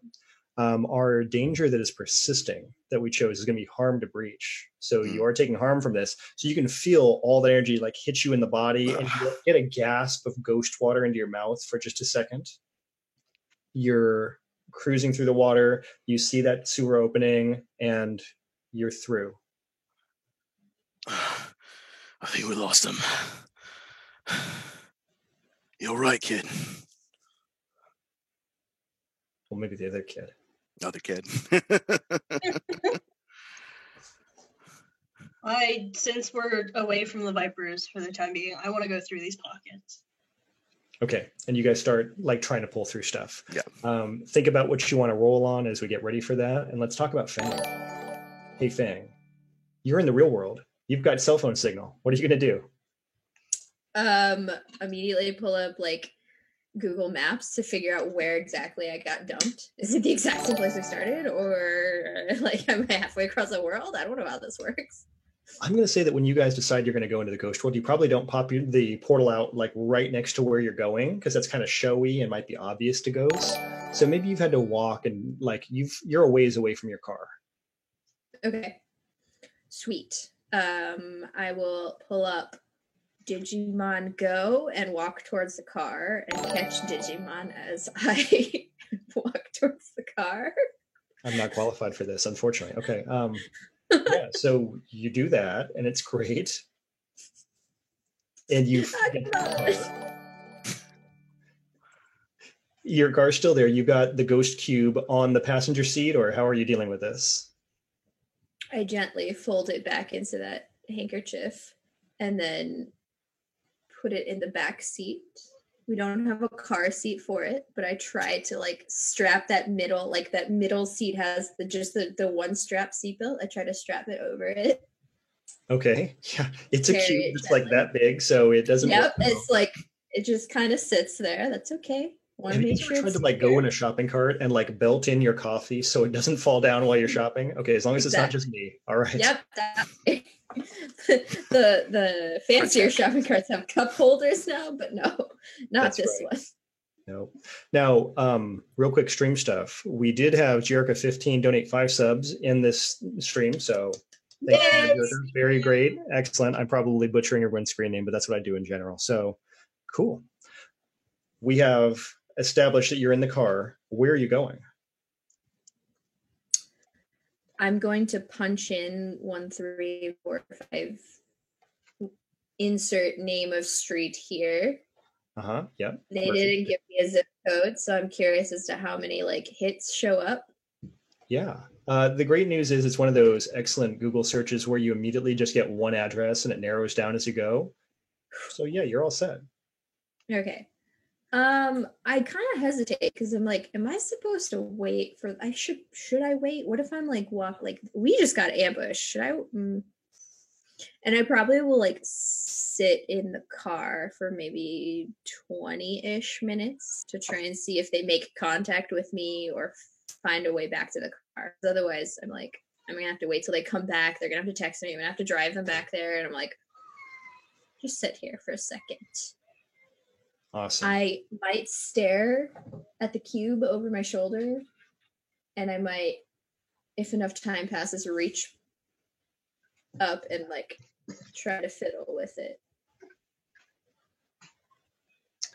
Thank you. Thank you for setting yourself up for so much danger. I appreciate that. I know.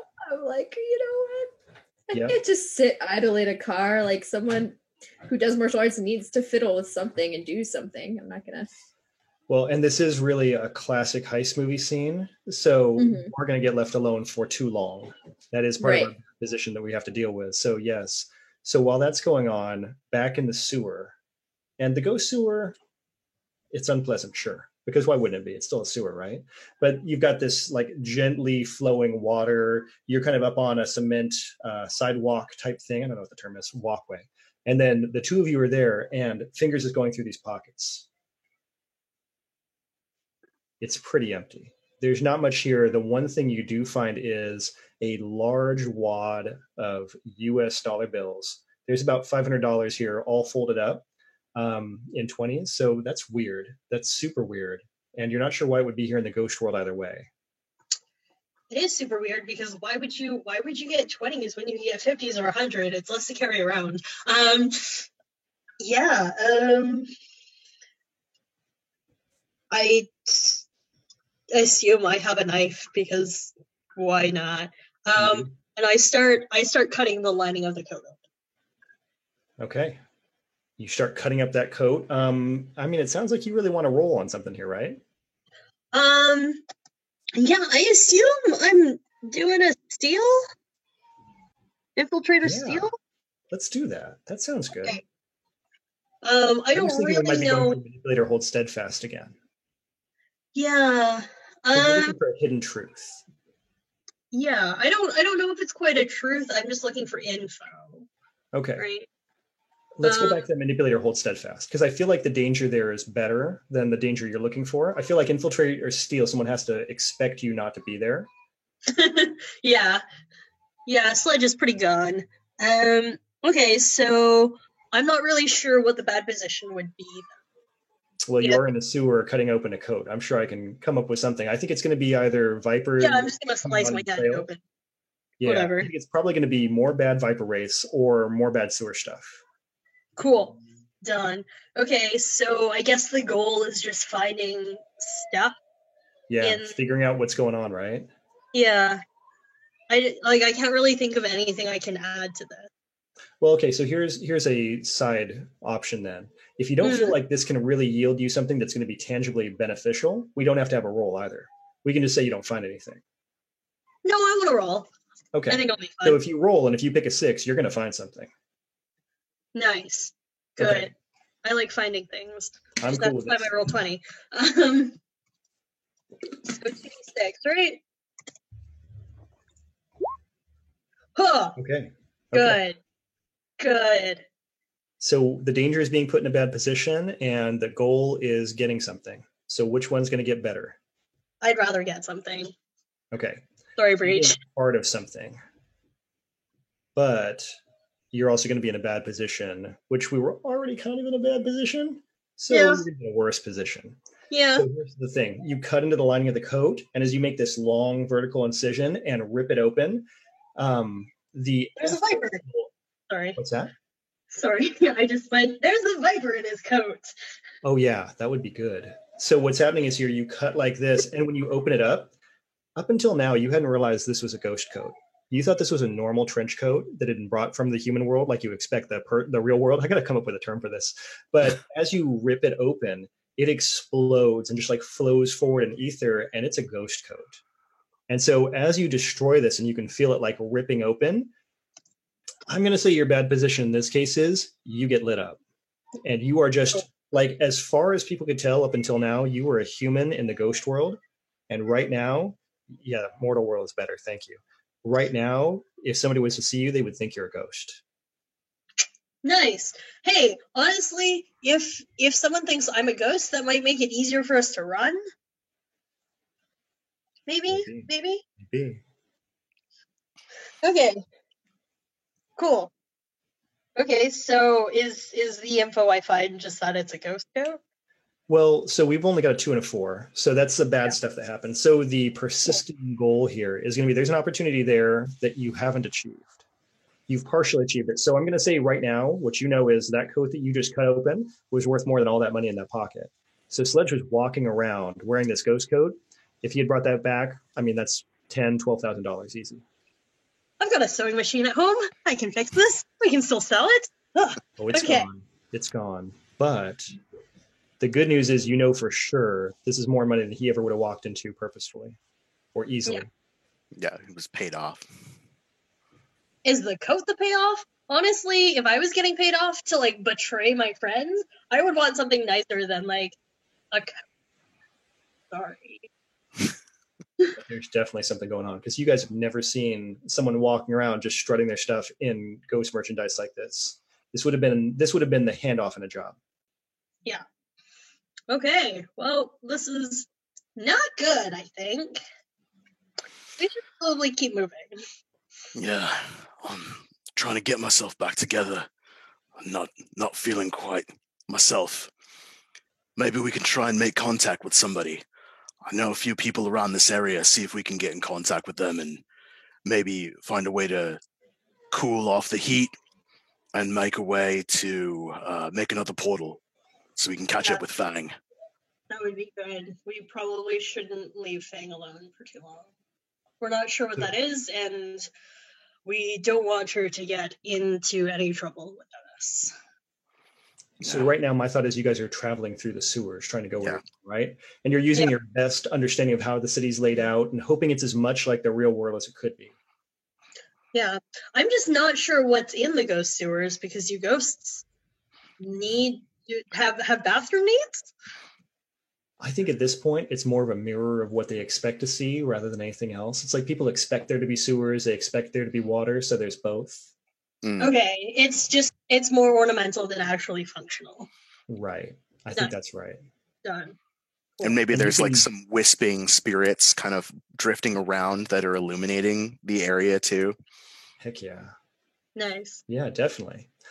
Okay, in the car, in the real world, you've caught all the Digimon you can catch. They have done their thing. That cube. No new spawns. Yeah, that cube. Is it whispering to me?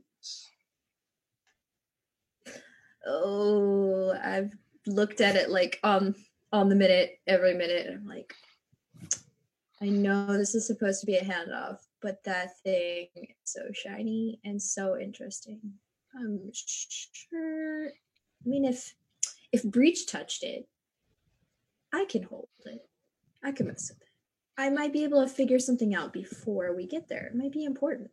Maybe we're being double duped here.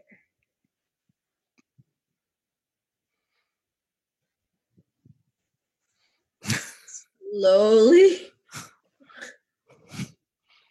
And I just stare at it, not touching it yet. Anything from it? I don't know. How shiny is it? Is it like a, how do you say, like steel wool took to it, the ornate, or is it like reflective? I'm gonna say it's matte for the most part. Like there's some shine there, and it's like it's very like tarnished, kind of like old looking when you're looking at it here. Maybe in the real world it looks worse than it did in the ghost world. It doesn't have that vibrancy and that energy of its native plane. And yeah, I'm thinking like tarnished bronze or brass. Okay. Does it have like an actual metallic heft to it in the physical world? Kinda. Maybe it's hollow. Okay. I'll like thumb on it, click it, tap it. I'll pick it up with both hands. Sure. Try to see if it actually turns like a Rubik's Cube or anything. Sure. You tell me when you want to make a roll, because the only reason something's going to happen is because you want something to happen. Right. Well, I think this would fall under, I would like to I'm not, no, my intention isn't to steal this thing. I'm just Are you listening for echoes? Can you do that in the mortal sphere? Well, we're going to find out. I mean, if this thing is an echo made physical, then maybe that's something you can do with it. I'm intrigued to spin it like that. I would try to listen to it for its ghostly influence. Oh man. I'm picturing it. This is like like a cipher, like something bad is going to happen. It's either going to explode or I'm going to get sucked back into the world. Well, you tell me what you want the danger to be. Because if you want to listen for echoes, the danger is attracting the attention of one or more wraiths. If you want to channel Right. ghost field, the danger is a paranormal backlash. Mhm. Are there wraiths in the mortal world? We are about to find out. Can I bring them out into the mortal world? Oh, I mean, this roll is going to tell us what happens. yeah. I think I'm going to listen for echoes, trying to figure out the actual purpose of this item. Yep. Maybe a certain value to it. And then, yeah, I'm definitely attracting attention of one or more wraiths and apparently cats. That's not far off. We all know that. It's true. It's inevitable with ice stream. I would like to propose a second danger in saying I might damage the goods a little bit. I mean, you're already in a bad position. That sounds like it's going to be more being in a bad position. I'm on board. I mean, wow. I mean, why not? It's a one shot, Yeah. guys. That's Okay. right. So I'll roll 3 dice. Drive it like you stole it, I think, is how we do Yeah, it. I'm fine. Cool. What do I learn from this Oh. 5? And it's Okay. like a 3-3. Do I get 1 wraith on me? Oh no. Well, you tell me. What are we putting where? The 3s are both the dangerous. The 5 will be figuring out the intention purpose of this cube. Okay, so let's talk about stuff we know. Number 1 is we know that you have found something out, so you're listening for echoes. Mhm. The cube, you expect it to rotate. It does just 1 click and falls open on the bottom half, like to the point you thought you broke it, and you had to reach your hand out and touch it to grab it before it fell. But it was just Okay. And at that second where you make physical contact with that bottom half, you are just overwhelmed with this sense. There is a beautiful memory of a man and a woman waltzing across a ballroom floor. It's chandelier lit. Everything is beautiful and ornate. This looks like maybe it's the 1920s, 1910s. You're not really good at this, but it looks like that time you saw The Great Gatsby. And it's just the two of them all alone. The music is in the background. There's no sign of any other people as they dance. Maybe this is just their memory. And as they turn, the man dips the lady like they're going for a kiss, and the memory fades. It seems to you just like so bright and airy and momentary, and just like such a sweet moment. And that's when you realize that in the back of the car, in the rearview mirror, you can see a ghost. When wraiths come through in the real world, they look like people. This is where all the ghost stories come from, because right now in your rearview mirror, there's a person in that car with you, and you know there's not a person in that car. Right. No doors were opened in this interaction. I was left on such a cliffhanger too. The person who is there in the back of the car, they look like a younger man, like maybe, around your age, like early 20s. They've got really narrow angular features, very sharp nose, pointed goatee, so everything leans into that. Their hair is just kind of down and like long, like, what's the word I'm looking for? It's just long and wet and kind of plastered against their forehead, but you can see their eyes. No, Their not eyes the are greasy milky hair. white. Oh. And they're reaching their hands out, bare-fingered like this, in the rearview mirror towards your car seat, and that's your danger. Yes. Yes. You're the one who rolled it, man. Yeah. Yes. I'm gonna lean into this danger so hard.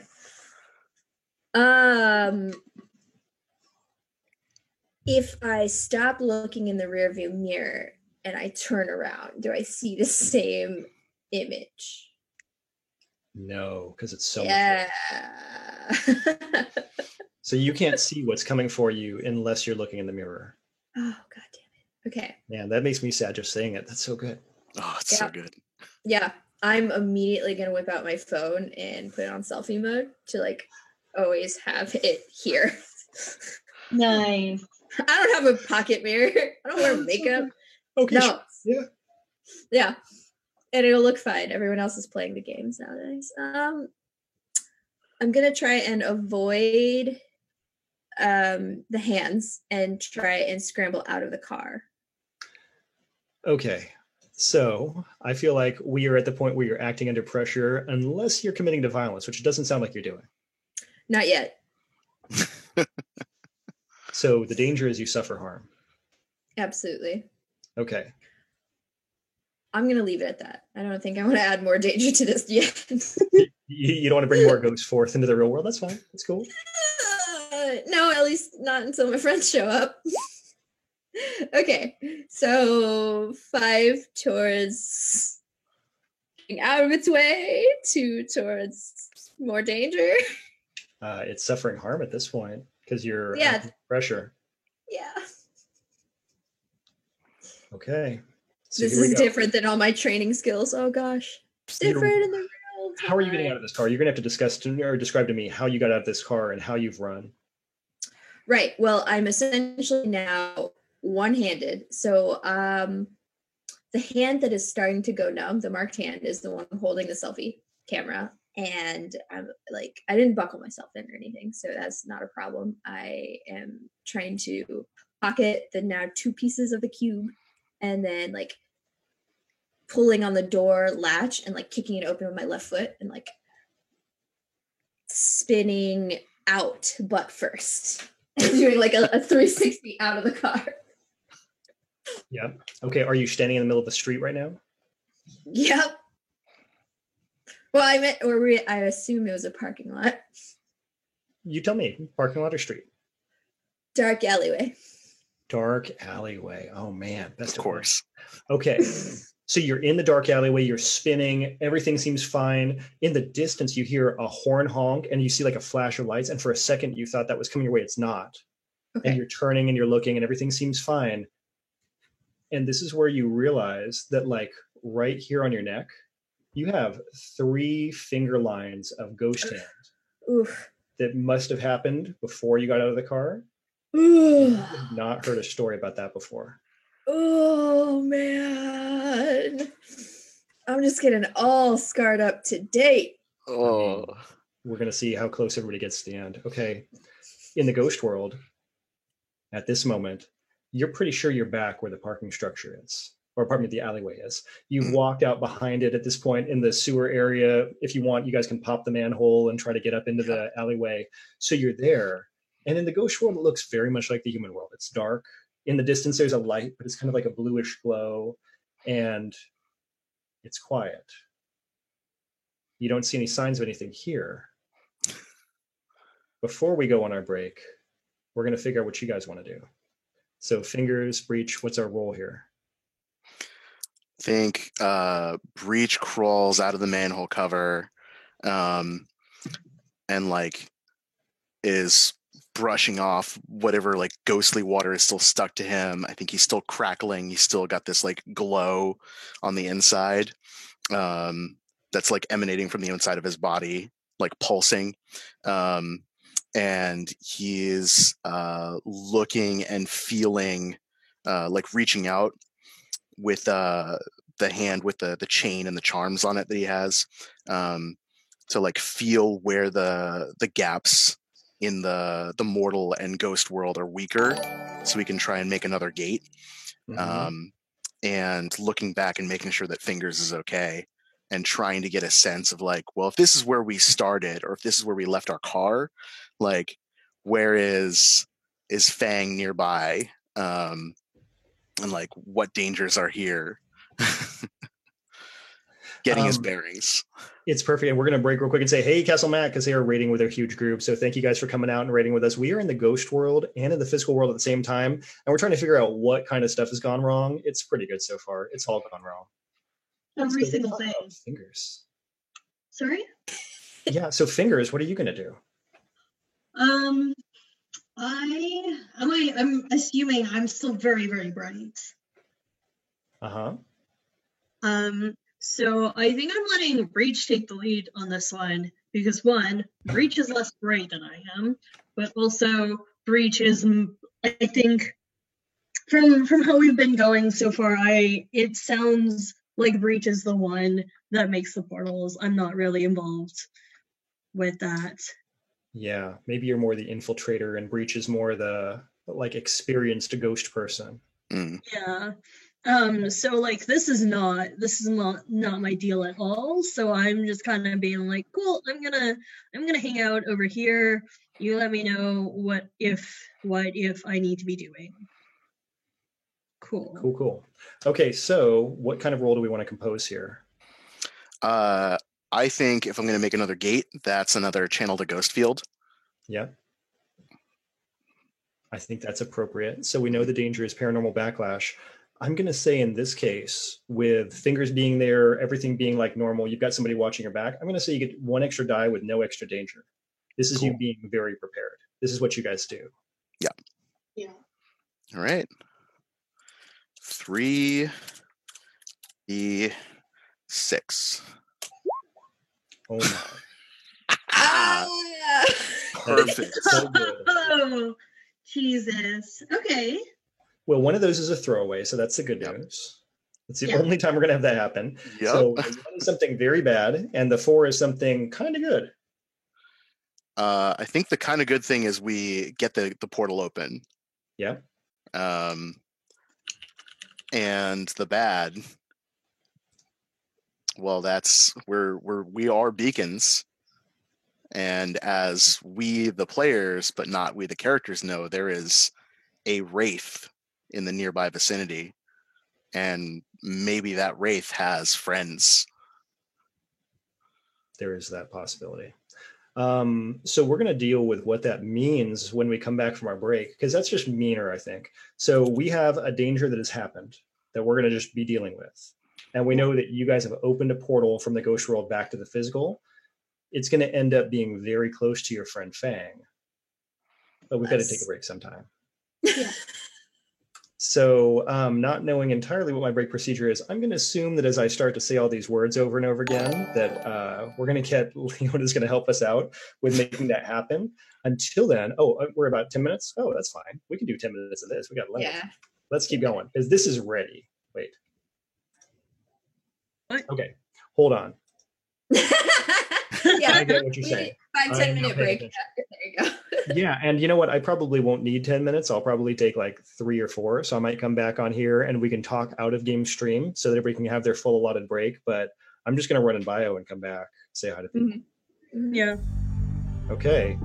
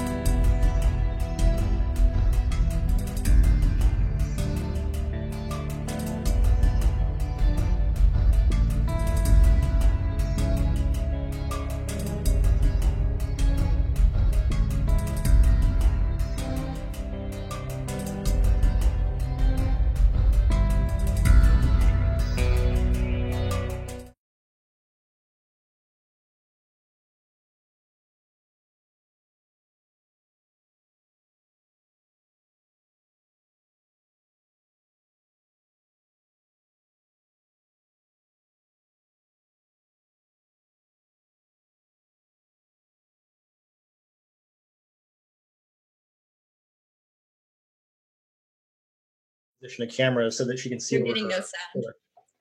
No sound? That's what Chad's saying. Okay, we'll give it a second.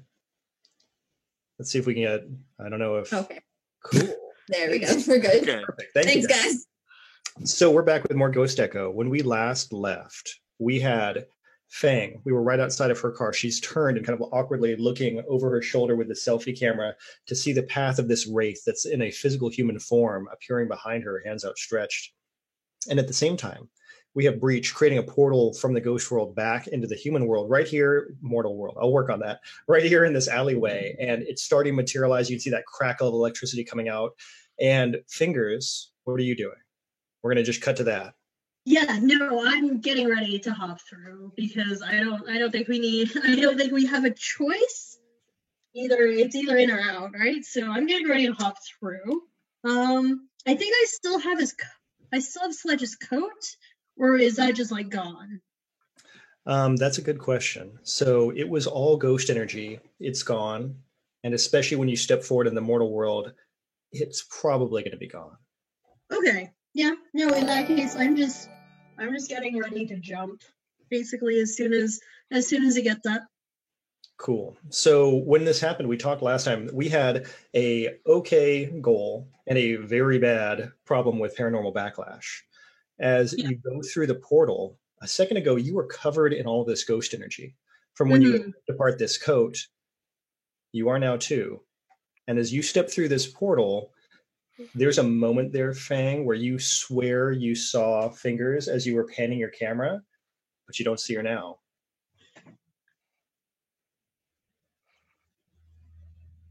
Oh. Breach steps through the portal. I'm guessing you're going through, yeah? We're going to the mortal world. And as the portal like flickers and pops and dies after just a second, well, you don't see her either. Am I gone? Are you? I don't know. Do I roll for this? When Fang pans back over her shoulder, Fingers is there again. Just like how you would normally see Fingers standing in the ghost world with that spooky Ghostbusters mask on and wearing her normal clothes. So I forgot I had Ghostbusters on my mask. That's a good choice. Yeah. Thank you. Cool. I think can I do a thing? Hold on. I guess channel the ghost field because I'm not sure what's going on right now. I think that's a great choice. All right. So you're already dealing with a paranormal backlash, so prepare yourself for the worst as this continues on. Nice, good. Cool. So I don't think there's anything else I can tack onto that. Yeah, I mean that's up to you, but that's fine. That's plenty. Yeah. Roll 2d6. Okay. Oh, good. So something's going to get worse and something's going to be okay-ish. I'm gonna tack the like partial roll onto the paranormal backlash because we've had so much of that. Yes, you have. I think I just need to what's the word for it? Do damage control on this one. I think we've already fucked it up real bad. I think it's okay if I don't fuck it up worse this time. Okay, so paranormal backlash, you're going to put the 1 there. So that's going to happen. That's what you're saying, right? No, I'm putting the 4 in paranormal backlash. Okay, got it. I'm sorry. I'm doing a complete. No, it's okay. I'm just taking a complete fail in the ghost field. Yeah, got it. So yeah, things aren't getting worse in terms of paranormal backlash. You don't see any physical changes for yourself, and for Fingers and Breach. I'm sorry, for Fang and Breach. Fingers is still a ghost. So I think Breach makes the gate, stumbles through it, and Fang is still there, right? With her camera like wheeling around. Yeah. So I think he steps through, and he says, "Fang, what are you doing?" Wraith, I think, tried to choke me out. I got marks. I don't know. It's here somewhere. Right. Where's Fingers? Um, She was with me a second ago. I mean, I kind of saw her in the camera a second ago, but like, I don't know. Oh, it's not good. Something's gone wrong. These kinds of things don't usually happen with the gates. Now, You here's said there's something. a wraith here? Yeah, sorry, I got to break in on this. Fingers, Interbangan, you got to tell me, how do you want to play this? Do you want to be able to talk, or do you want to be able to not talk? Because we got to pick whichever one's better for you. Let's go with talk. Okay, Not much else I can do. right.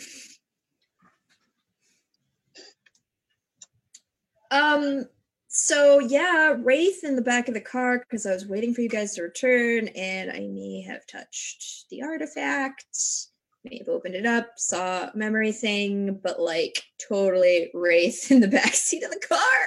You touched the... Oh, that's fine. Fine. Didn't know. It's okay. Wraiths don't usually come into the mortal world, so we've got to do something about that. Yeah. And where's Fingers? I think I'm stuck. I can hear you. I can hear you. I assume because you said what, you can hear me, but I think I'm stuck halfway. I think that's what's happened. So I tried to get out, and then it didn't work. So, I've got to try and get you back all the way through. yeah, that would be real nice. I'm not really sure what's going on. It's like the void of my face has enveloped the rest of me, which is just, real good. Just like a grand old time. Can you see the wraith that Fang's talking about? Nope, I don't see anything. Damn it. Huh. This is real good.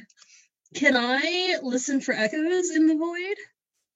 Sure, you guys can do any and all of the above things you want. Cool, because I'm just looking at the roll list, and I think that might be my best bet, because there's not much else I can do. And what is the goal that you have? Just figuring out what's going on with the void that I'm in, the kind of like limbo. Yeah. Okay, I'm thinking about it. I'm trying to say, what do you want to have the danger be? Let's kind of figure out where you want to have bad stuff happen, and then we'll figure out what the role is.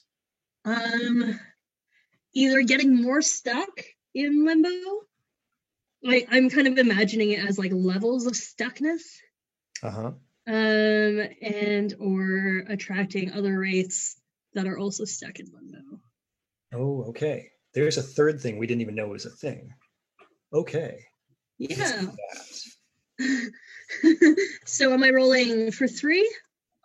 Well, let's see. So you're listening for echo. So that's the goal, is to figure out what's going on, right? Yeah. More or less. And then the danger is attracting wraiths.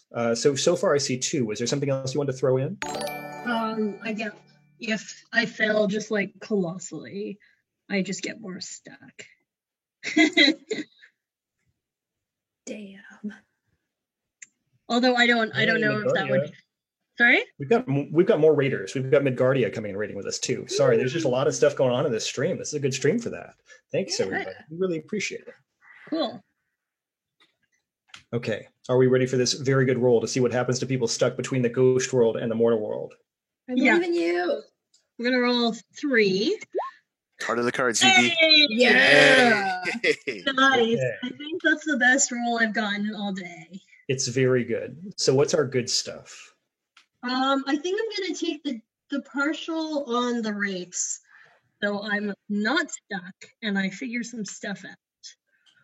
Okay. Now, when you say you're not stuck, do you want to be in the mortal world or the ghost world? I don't know if I'm actually moving anywhere. I thought it was just the situation is not getting worse. Okay. I would say if you full success, you can make it better. You can get what you want. Yeah, let's go to the mortal world since that's where everyone else is. Okay. Rejoin the party. So that's good. And then what was the other good thing you want? You were going to take An echo. Figure out what's going on. Yeah. Okay. So you listen for echoes. I think everybody has just learned there's a third option. there is a limbo, like is often posited, but no one ever goes to limbo. They either end up in the ghost world or the people world, the mortal world. And you've really now learned about that third thing. I'm going to say maybe want to talk about some distant events. Maybe limbo is more fluid than either of the other two. Yes. Yeah. So let's say that the thing that happened when Fang opened the artifact, this echo that was trapped, you can see like this spilling sand, like gently cascading down through limbo. And it's not like it hits a floor. It's just like it eventually stops sparkling as much. And so it's just like gently cascading down. And in your heart of hearts, you know that whatever that echo is, it's dissipating and being lost back into the ghost world. Oh no. We gotta get that thing back in the artifact or else this whole job is blown. Yeah, you're back in the mortal world. Damn. Oh, good. Good. While all that's Sorry. going on, we took a partial on race. So Yeah. our danger, which is present, is there are races in the real world. Fang, where before you looked over your shoulder and maybe you're taking one more selfie. I don't know. Maybe that's just how Fang rolls. But before, you know that that person was there. And when you move your camera again, there are 5 of them. Okay. Insert Yoshi sounds falling here. So what's up now? I think Breach can probably feel. We talked a little bit at the start of the game that Breach can kind of feel where the concentrations of ghost energy are weaker or stronger, to get a sense of where gateways could be made. And I think he probably starts to feel the pressure from these wraiths suddenly invading the mortal world. And so he I think we get like a shot like Fang looking at the camera, seeing the 5 wraiths, and then at the same time, like a side shot of Breach, like the hair standing up on the back of his neck as he like senses them but can't see where these things are. I think he looks at Fingers and says, I think whatever's happened to you, you connected more with the ghost world. That's going to be useful. But right now, we've got to get out of here. There's too many of these things for us to handle. And we've got to get that artifact back together, or we'll never make our payday. Okay, but we also can't just leave them in the mortal world. They're gonna fuck shit up. You think you can handle 5 of these things on your own with just us? Yeah. I mean, you can handle 2, and we can handle 1.5 apiece. That adds up, right? Yeah. This is fine. Yeah, I heard that kind of attitude before a long time ago, back with Sledge, when that rookie got caught up and is now pulling his hair out in some asylum somewhere. Yeah, I'd like It's to not like live we have a little choice. longer. Okay. Okay, but if we leave them here, everyone will be pulling their hair out. We don't really have a choice. Let's try and drive them off then. We can't take them all out at once. We don't even know if we'll be able to smoke them in the mortal world as opposed to the ghost. But we can at least warn them away. You'd assume. Yeah. You can take out your phone.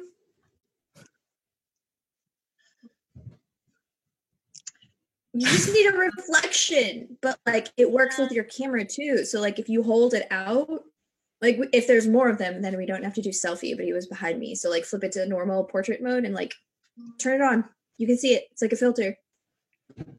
Our call to action right there when this happens and you flip the phone around and you're like looking at it normal now, they're right there. They're in front of us. Their hands are out. Guys, are back up. Back up. And what are we going to do about this?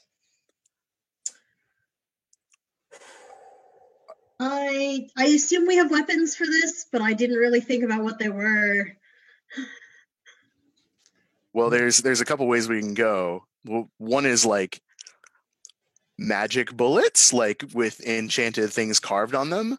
Another cool one would be to pick like weird objects, like maybe sound signals or something disrupt them.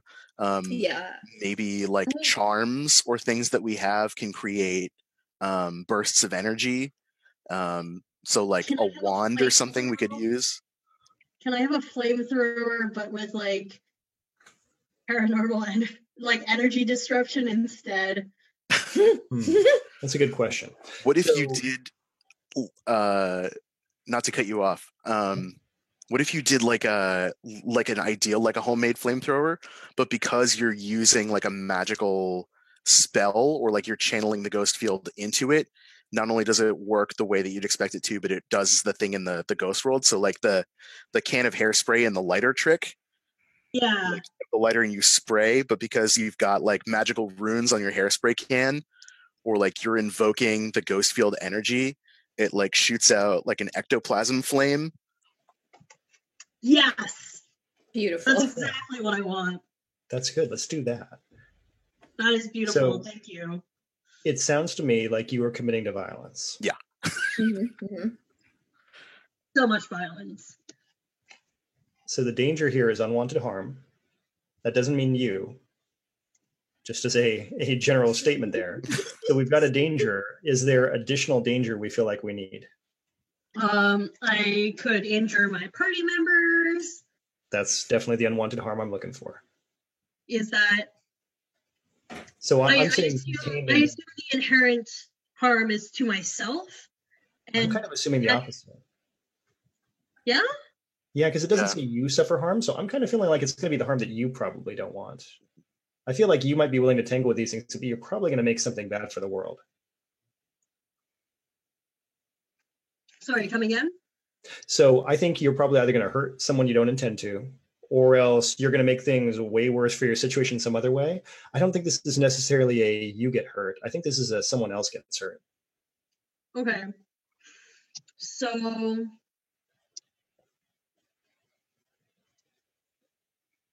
yes, okay. So I'm just rolling for 2. Let's do that. Yeah. Cool. Okay. Okay.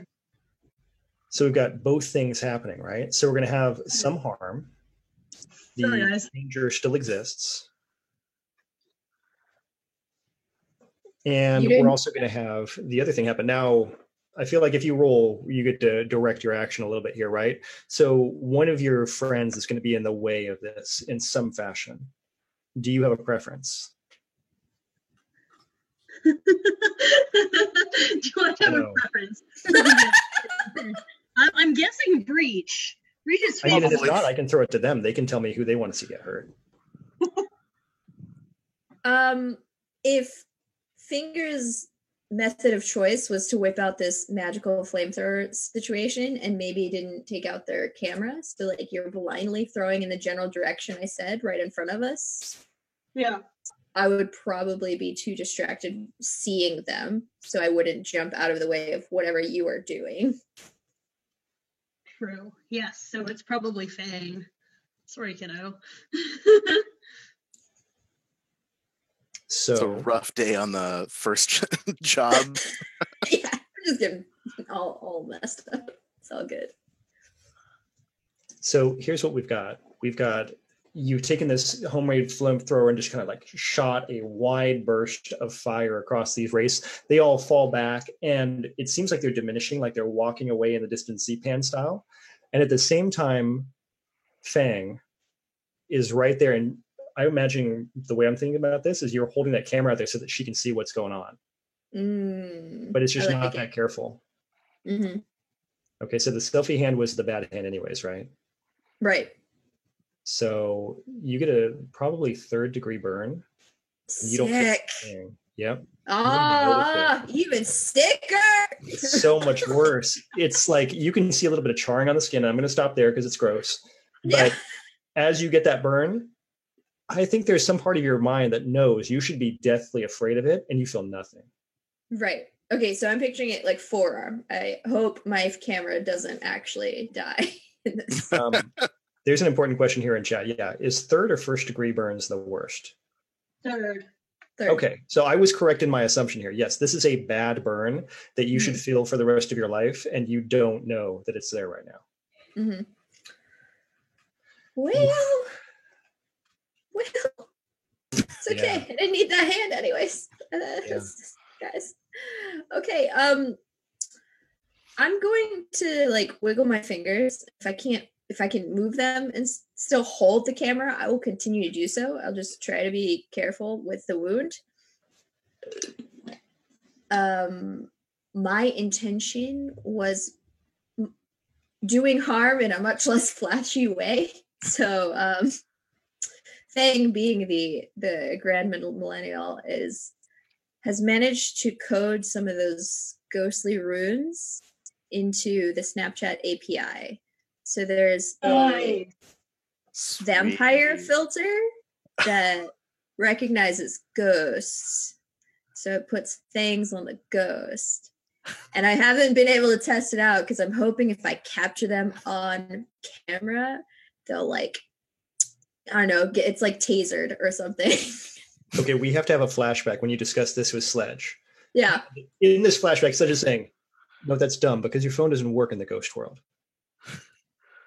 Right, but like, what if it did? / what if okay. Here? If you see a ghost in the real world, you run. Okay, you just run. Shouldn't they be weaker in the real world? That's our zone. No, you don't know how any of this stuff works. But I read a lot of books / fan fiction. And as you are having this flashback now, we go forward to a roll. Okay, so let's see what we're gonna do here. Okay. Would this qualify under doing harm? I assume. You tell me what you want to have happen as a consequence. Is the bad stuff that could happen that you're going to do unwanted harm, or is it something else? If I could see this being a paranormal backlash. That's true. Yeah. I would like that one. So I'm gonna channel that ghost field. This is my version of supernatural feasts. Heck yeah! All right. Okay. So paranormal backlash. Trying to disrupt these wraiths and just banish them, basically. Right. Okay. Definitely. So backlash, they really don't like the Flash. Or okay, another danger. We've got some dangers you can work with if you want to use your existing dangers. Right. I've got to take out the fingers as a ghost. That one's not a danger anymore. I was gonna say, I'm like, we're good with that one, right? So we've got, let's see, in a bad position, harms for breach, and wraiths in a real world. Okay, so I mean, wraiths are already valid. That's what we're dealing with right now. Yeah, exactly. Yep. So would that apply in this situation? If you get your goal, we're going to remove the danger. So I don't think we want to double down on that. I don't think that makes sense. Yeah. I'm just gonna do the 2 rolls. That's okay. Cool. Because the only other thing I can think of is, what happens to people who have crossed over into the ghost world a lot? Maybe they are also susceptible. But okay. Right. Yeah, I think I'm good here. Bitch. Baby. Well, you did think you were good here, but oh man. Okay. Fanfiction let you down. Yeah, so I think it in character makes sense that the one is definitely the paranormal activities. the partial is I did something with that Snapchat filter. Yeah. Okay. So we want the 3 to go to success, right? So it's working. I would say between your action and on the other side, Finger's action, these wraiths are banished. You're going to take credit for sure. But like, there's no race here in the mortal world now. Paranormal backlash. Your phone just winks out of existence in your hand. Damn. No. I wanted to make a Digivolve Agumon so bad. Phone gone is going in my list. Okay, so with that, maybe you'll find it in the ghost world. Word. I know how to hurt people in the modern day. You take away their phones. Okay. It hurts so bad. You may not be able to tell that your hand is still there, but you can feel that phone, right? Right. I'm like, it's gone, but oh yeah, the phone hurts worse than the bird. Okay. Well, with that, I can't see them anymore without my phone, but I'm pretty sure they're gone, Breach. Feels like it. How's your arm? I mean, you see this mark right here? Like I can't feel it. That this I don't know. I'm fated to lose this hand, so I guess it's okay that this one got burned and not my good one. Oh, that's not good. Yeah, We've your gotta get portal you- wasn't good. What are you trying to say there? Oh, I don't know. Maybe it was me. I clearly this real world situation is harder than training, so it's probably my fault. Sorry. I'm like intimidated by like big badass breach. I'm like, okay, sorry. There's dozens of wraiths are beating down on us, and we did what we had to. I'm sorry that you got caught in the crossfire like that, but we got to get you to somebody that can patch that up. There's maybe still be time that we can deal with that, and we still have to deliver the artifact. I saw a memory. Can we put that back together? I don't know what that memory was for. Yeah, can we still see that like sand filtering, or is that's only in the ghost world? That was a weird in-between thing. That wasn't in either place. That was in limbo, and really only Fingers knew about that. Oh, true. Yeah. I mean, like, I assume I'd tell you. Okay. So your Since thought we would have have to time. be the echo is gone. I hope that echo wasn't valuable. It seemed sentimental. It didn't seem that useful. I would assume the No. device itself, like can hold echoes. That's the valuable part of this, right? I didn't mess this up, did I? Well, it's I just possible that figured out what it meant. no, it's all right. It's a lot to take in, and I know this has been a very bad first day for you. It's possible that what we're looking at is more of a container, a vessel, than a physical echo may manifest itself. But maybe if we take it to where we were supposed to, we'll learn more about what it's supposed to be. Okay, Still have but the like address. yeah, but like how do we know Sledge isn't, setting us up again? Like, is that the wrong place to take it? There's no way to find out until we go there, I guess. But if Mm. we know that Sledge has sold us out, then we should be prepared when we go there. Okay. Was there like a time limit, or can we like quick at least try to pretend we're gonna deal with this burn? No, we'll have to find you a doctor. I think I know some people. Like call up. I think we probably know a couple of like street doctors, like back alley surgeons, Yeah. that know how to deal with this kind of thing. And I think Breach probably calls up somebody fairly nearby so that we can get Fang some medical treatment ASAP. Yeah. So we're going to do that. I have two questions. Number one, is there any role we want to make to advance the situation, or do we feel like this is just a thing that's going to happen? Like, are we looking to see this condition improve and actually roll against the danger, or do we just want to say in fiction it's taken care of? I'm curious because, like, in what Sledge told me in the story, it's inevitable. Like this, I'm gonna lose this hand anyways tomorrow. So I'm curious, like, take it to a doctor to see if there's actually anything to do, or if not. Because like I'm conceded defeat. I'm like, Sure. So what I'm saying is, if we want to make this a role, we're going to Uh-huh. be looking to improve the situation. If we don't want to make it a role, we don't have to have any role. It's all up to you guys what you want. I vote for a roll. all the rolls, the better. Yeah. Okay. Cool. Yeah. So I mean, we're going to have a goal and we're going to have a danger. That's cool with me. Yeah. Yeah, but also, just like Sledge, while he knows a lot about this, isn't necessarily like the be all end all on how these things go. And you were also affected by a wraith in the mortal world, which is not something he's encountered. Right. Awesome. Yeah. I mean, yeah, Sledge clearly doesn't know everything, right? So Right. you guys end up in the back room of a butcher. Nice. Oh, and he's super bad. The guy who works here, when he was in Vietnam, was a doctor. It's one of those things where I was a doctor in another country, not the same thing here. Breach, maybe you really enjoy the fact that their practice tends to be more spiritual and more like, traditional medicine than it is like real medicine. But I mean, the one time you saw somebody get touched by a ghost and they got better, it was this guy. Yeah. And I don't know if it's a Hmong name, so apologize if I mess this up, but I'm going to go with Van. This guy's name is Van.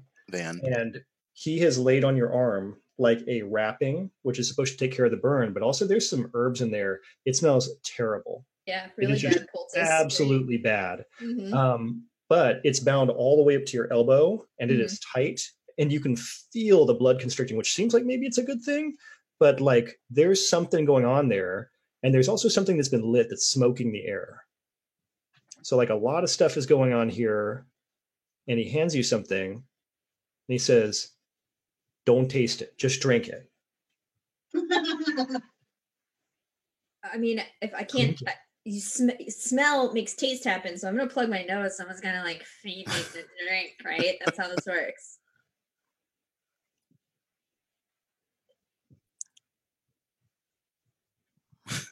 Didn't taste anything. And that's when we roll. Yeah. Ooh. Okay. Would that be When you a suffer suffer harm. harm, right? Yeah, for sure. Yep. Okay.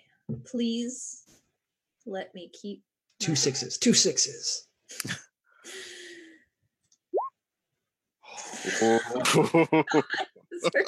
Yeah. Wow. That's Making okay. this It's so a one real. shot. He Okay. believed. What's going to happen? I'm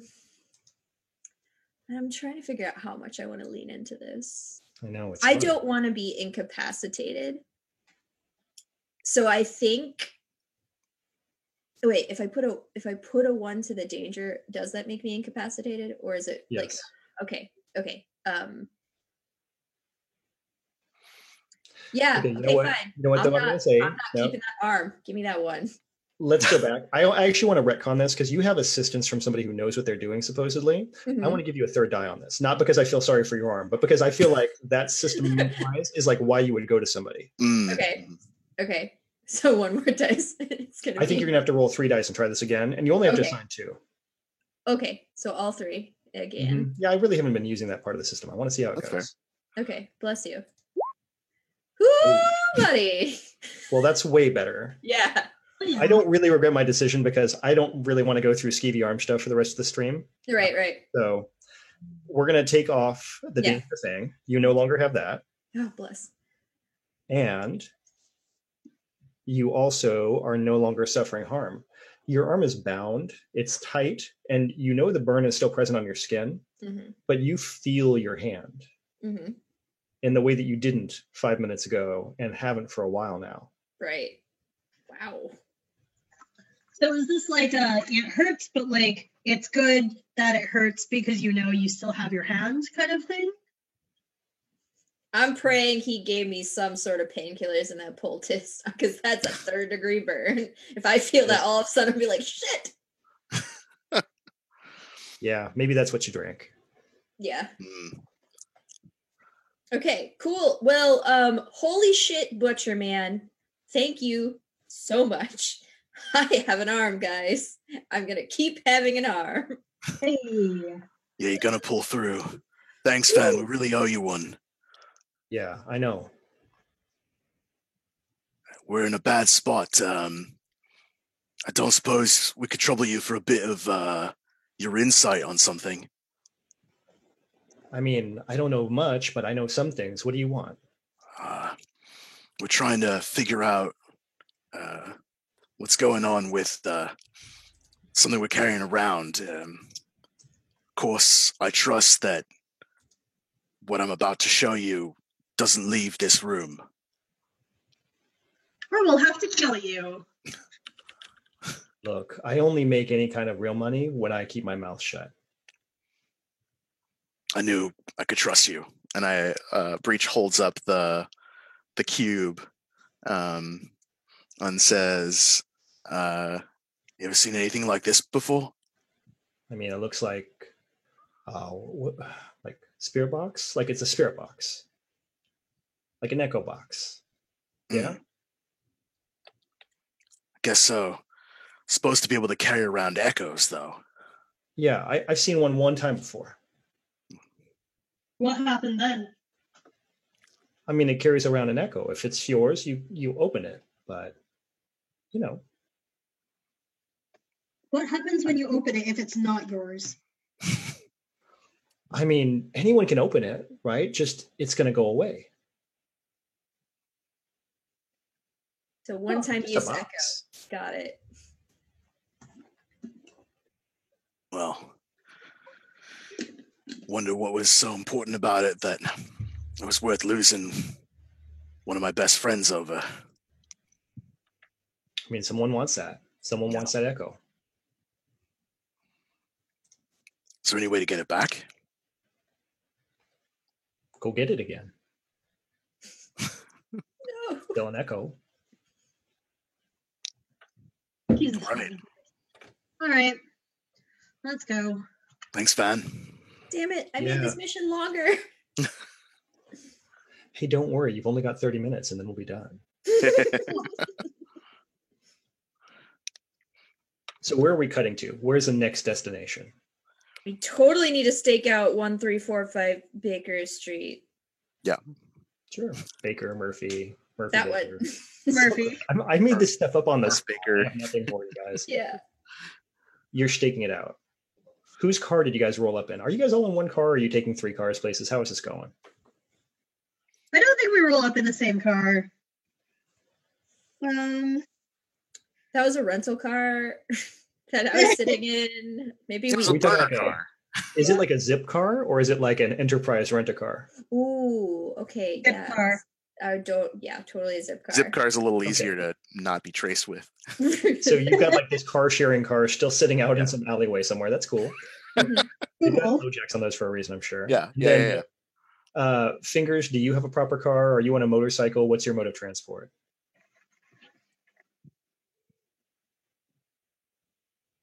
Uh-oh. Looking for Fingers. How do you ride out there? Oh, hi. Sorry, I thought you were. No worries. Yeah. You want a moped? Yeah, sure. I was looking to have at least one Vespa? person in something that does not share, that was what I was shooting for. So what's Breach driving? Car.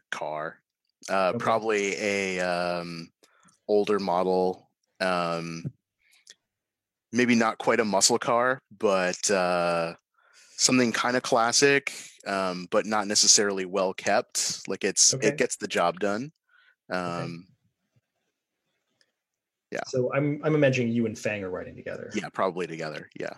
All right, cool. So when you arrive at 1345 Murphy Street, it is like a hospice care. And it Oh. looks pretty sewn up, like it's not very interesting there. Like, is it still functioning? Yeah, there's people, there's lights, everything looks like it's running. It's nighttime now.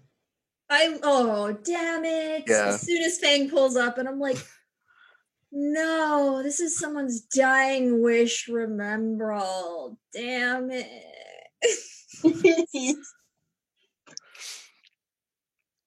It seems right. Yeah, it's probably right, kid. And It was such a cute scene. Oh no. it kills me to think why Sledge would try and kill us over something like this. What did he have to gain out of it? I don't know, man. We're not going to find out if we don't get that memory back. I think we have to go back to the ghost world. Probably. I'm gonna try something. I've heard something about this kind of thing before, and maybe we can get it back that way. I think Breach holds the box, and I assume Fang described the memory. You tell me, Fang. Yeah, I would have kind of spewed it in nonsensical ballroom dancing. Good, sweet memory. The couple was so cute, and I didn't get to see the rest. It was such a big, good cliffhanger, but yeah. That's good. Yeah, keep telling me about it. And as Fang keeps talking about it, Breach turns the box over in his hands very methodically and is closing his eyes, thinking very meditatively and trying to listen for echoes that feel like they're connected to the resonance of that story and what he thinks the memory is. Okay, that's dope. I love it. We know what the goal is. We know what the danger is. I think the goal, I mean, are you trying to recapture it in the box? Either, well, I don't know. My initial thought was like maybe we could try to track down either where the echo had gone, or if there was another echo that was like it that we could try and compress into the box. You tell me where you want the story to go. Let's try and do the detective thing of like tracking down where the echo went, because it got released, right? Okay. So maybe we can, if we can find it and then put it, we'll have to do something to put it back in the box probably. Okay, I'm good with that. And I feel like based on the fact that we're going for the opportunity rather than immediately getting the goal, 3 dice. Okay. Here we go. 3d6. All right. Hey, not bad at all. So I'm going to put 5 on the goal achieved and a 4 on the danger partially coming true, and the danger remaining. Yep. Being attracting the attention of one or more wraiths. Yep. Mhm. So you are successful. You have an idea of where you're going to be able to find this memory. 1345 Murphy Street is just a few blocks down from one of the nicest Elks Lodges you'd ever seen. And when you were like a boy, it was nice. Now that you've become a man, it's become much less nice. It's not been kept up well over the years. The neighborhood's really turned. But I mean, back in the day, that was where you would hold a wedding if you were like really doing well. And it sounds like detail by detail, exactly what you remember from your youth. All right, so he like opens his eyes and I think they're like milky white as he's like still channeling whatever's happening, and like opens his mouth and like a wisp of like smoke comes out that kind of looks like the dancing couple, and they like wisp their way down the street kind of towards that building and then dissipate. And Breach like drops the box for a second. He's like snapped back into reality. That's them. Oh my god, how did you do that? I don't know. That's something that Sledge taught me how to do a long time ago. I've never had to try to do it before. That trick, that's epic. Yeah, well, little sprinkles of gold stardust in the distance as you're going. Yeah.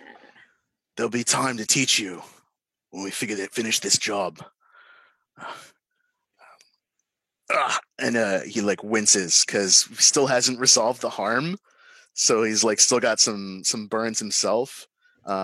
Breach is like definitely more concerned with making sure the rest of the team is on tip-top shape than he is himself.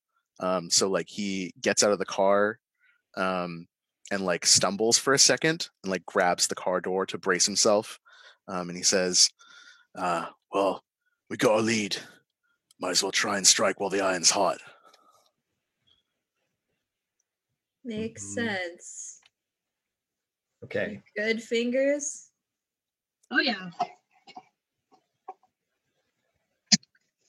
did Fingers change masks in between this, or is like that one mask just like this is the mission mask?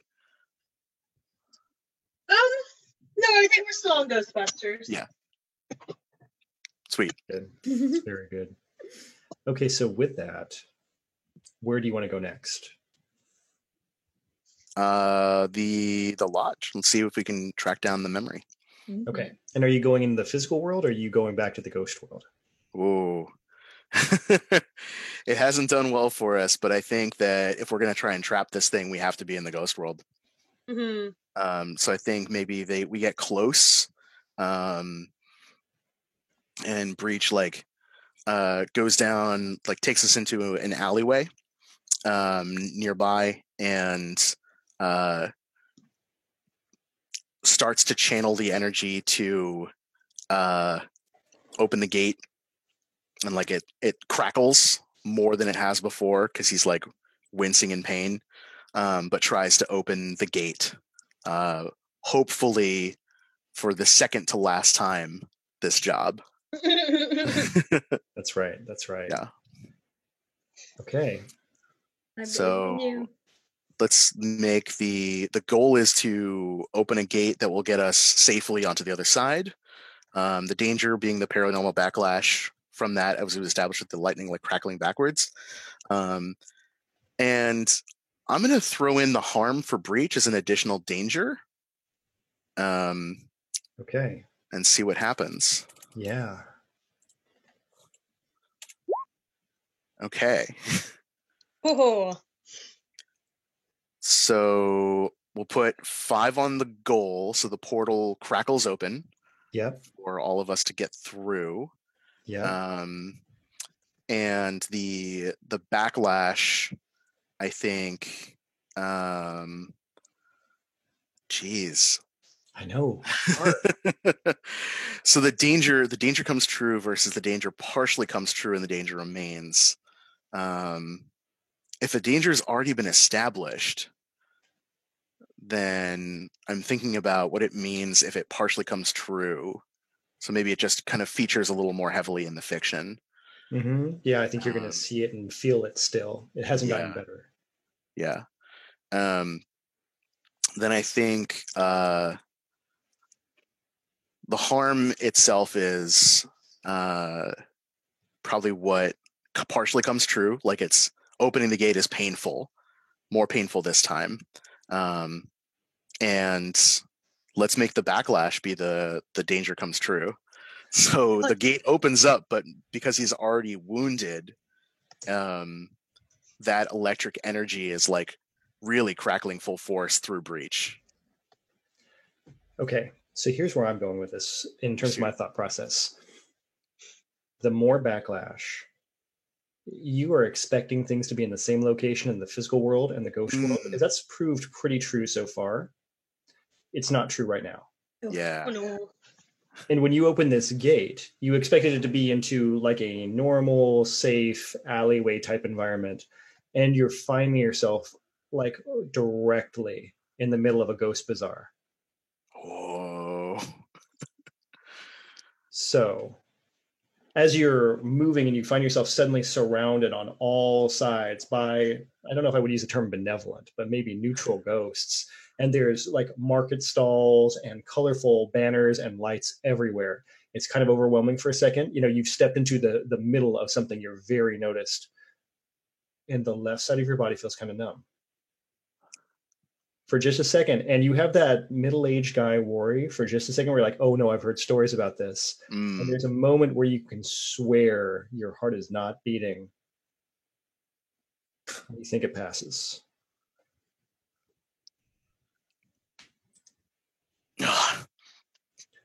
We all through all right? Yeah, that was significantly less arm tingly than last time. Yeah. I'm glad that we're all over in one piece. And everyone's feeling okay. Are you feeling okay? That's fine. Don't worry. I'll Sweat beating on Breach's forehead. Yeah. Looking a little bit pale. Breathing heavily. I'm gonna make it. Okay. Don't We're worry about it. outside now, but as soon as we get back, we're taking you to that doctor. You were clearly not okay. It's fine. It's fine. Let's just get the job done and get paid. And make sure then we can start worrying about the details, the little things. Okay, so have you guys all seen the Studio Ghibli Miyazaki Spirited Away? Facts, No. yes. Yes. One of my No. Okay. No. Okay, so it's going to be my touchstone, but I'll try not to go into it too heavily if you haven't seen it. Spoiler, there's a Yeah, note. ghosts don't care what you guys are doing. They're not paying attention to you, but they have voracious appetites and they're moving and they're grabbing and they're exchanging and there's a lot of action. Everything seems very intense and important. There's a lot of stress or like a lot of exchange going on with all these ghosts. So you're not being noticed at all, but you are smack dab in the middle of them. Yes. And there's like a lit walkway and it just goes forward, and that Elks Lodge that you were expecting to be run down and broken up and looking terrible before, it's thriving. It's beautiful. It's fully lit. There are like post lanterns for the street lights. There is a walkway with a awning over the top, and there's like little, not quite Christmas lights, but lights all along the outside. So it is in its heyday. Everything looks beautiful in this place.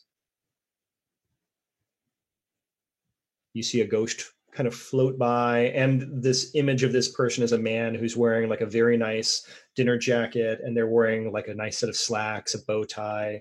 There's a ghost of a woman that floats by wearing an elegant dress that has a train, and they're moving into this building.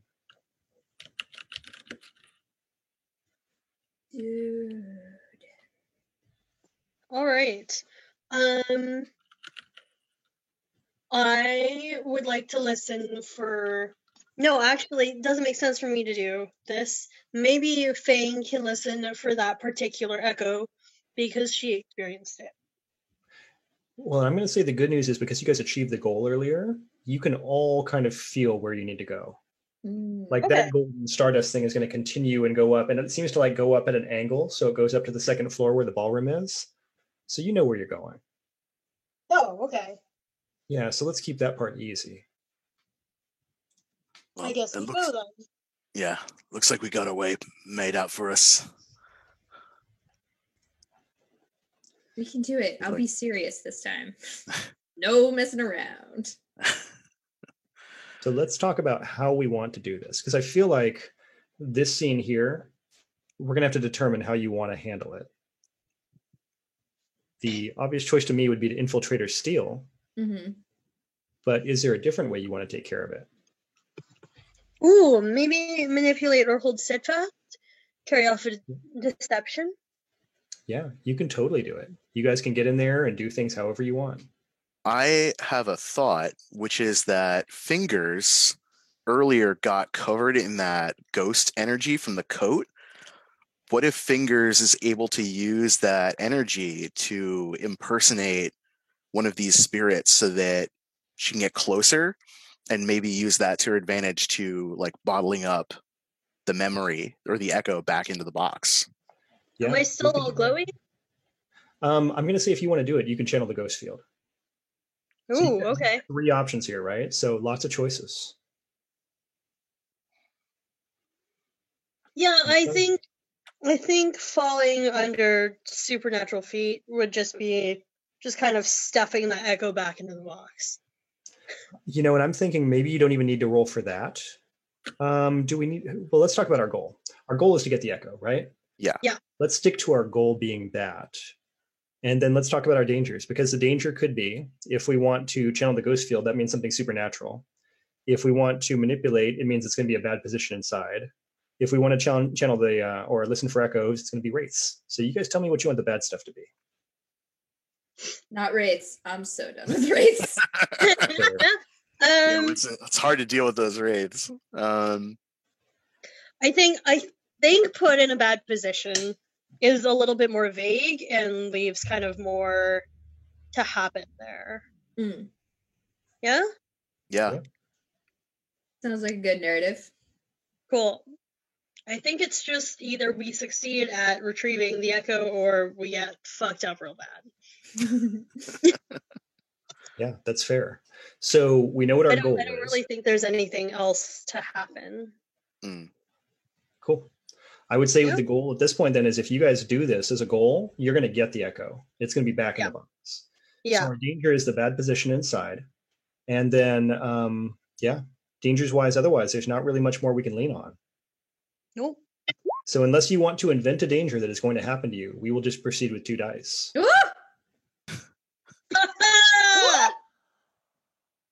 Motherfucker. What happened? Double sixes. Are you kidding Motherfucker. me? Man, Yeah. that is so good. This is why you guys bring fingers on these things. Woo! Yeah. The magic touch. Hey. Let's everybody take a second and talk about something that happened in this extraction mission. Mhm. So let's start with fingers, since you were the force that carried this through. What happened? Something good, just one thing. Sorry, what? So you're the one who in the end really pulls this off. So let's talk about one of the moments you really liked in this moment where you've gotten inside the building, you get the echo. What happened that was really cool that you did? So I've just kind of put the echo back in the box, and someone stops to talk to me because they feel like they know me. I'm just like, yes, and it's just like small talk, and I'm just like, I just need to get through this so I can leave, so we can just fucking get through this hell of a day. And they don't realize that I'm not dead, which is very good. Awesome. Okay, let's talk about a moment where things almost went off the rails, but despite your inexperience, you managed to pull through. Fang. Oh, Jesus. Let's see. I imagine we're like trailing fingers, trying to like be support and amongst these throngs of ghosts. When it comes time to pass off the device to fingers, I like chuck it, and I'm like, I shouldn't have. Why did I toss it? Oh no! And bless fingers because they caught it. Good show. I like tripped, and I was like, ugh. Fingers I is like it. Nah, not today. Okay, now Breach. You're still feeling it from before. Oh yeah. There's something that's going on. So let's talk about a moment in there that scared you. Okay. I think Breach is like sweating and like kind of waiting, back pressed against the wall. He's having trouble giving up responsibility because he's always been the team lead. He has a plan, and things go wrong, but he's able to deal with it. And now things are out of his control, and he has to accept that he has to let a rookie and someone he's worked with before do like pull through for the team and do that work. So part of that moment is, I think, him watching the two of them operate as like skilled. They've like, but he's had reservations, but now like Fang is on top of everything, and Fingers is like being able to manipulate the ghost energies in ways that he hasn't considered. And he's like, I'm done. This is the new generation of people that are going to be able to pull off these jobs, and survive and thrive in this cutthroat world. And I think what scares him the most is not the wraiths that he like feels could come down at any second, and it's not being trapped in the ghost world or anything. It's that he has nothing else to do, and that like this is the thing that he's defined his life by, and now it's what will he do when that's no longer the case? That's so good. We're so good. Okay, now I really feel like based on the limited time left, we need to say the portal happens. Yeah. You guys are back in the real world. Now, the thing I'm expecting at the end of this all is there's some harms that we didn't ever handle fully, some dangers. Those are the things that seem to be sticking with us and making this story work the way it works. So we're going to keep it going. You get to 1345 Murphy Street. That's a street now. It's a hospice care. And when you come in, just by looking at you, there's a person at the front desk who knows what you're here for. They're dressed very nicely. They don't look like a person who belongs at this level of care. They're not dressed in hospital orderly attire or anything like that. They look like they're a lawyer or like someone who would be like an estate handler, something like that.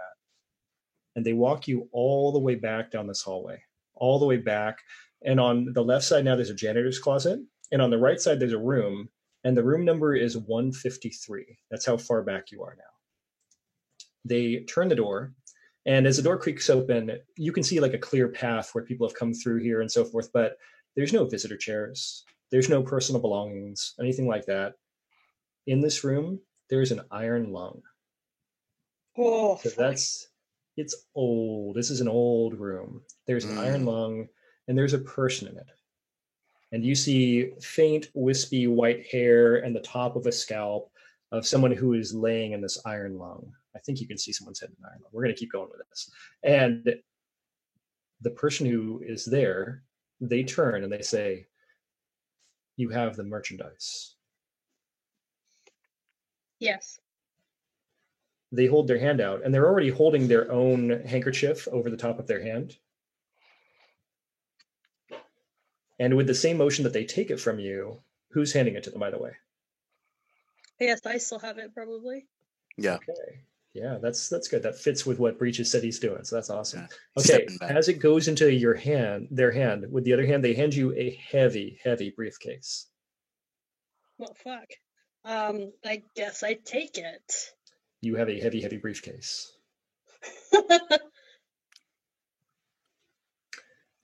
They say to you, "Thank you for your diligence. It is much appreciated." Gonna go outside and open this briefcase. Seems rude to do it here. Yeah, they are just folding the handkerchief and they walk over to the front of the iron lung and they place it gently near the head of this person who's inside. Another satisfied customer.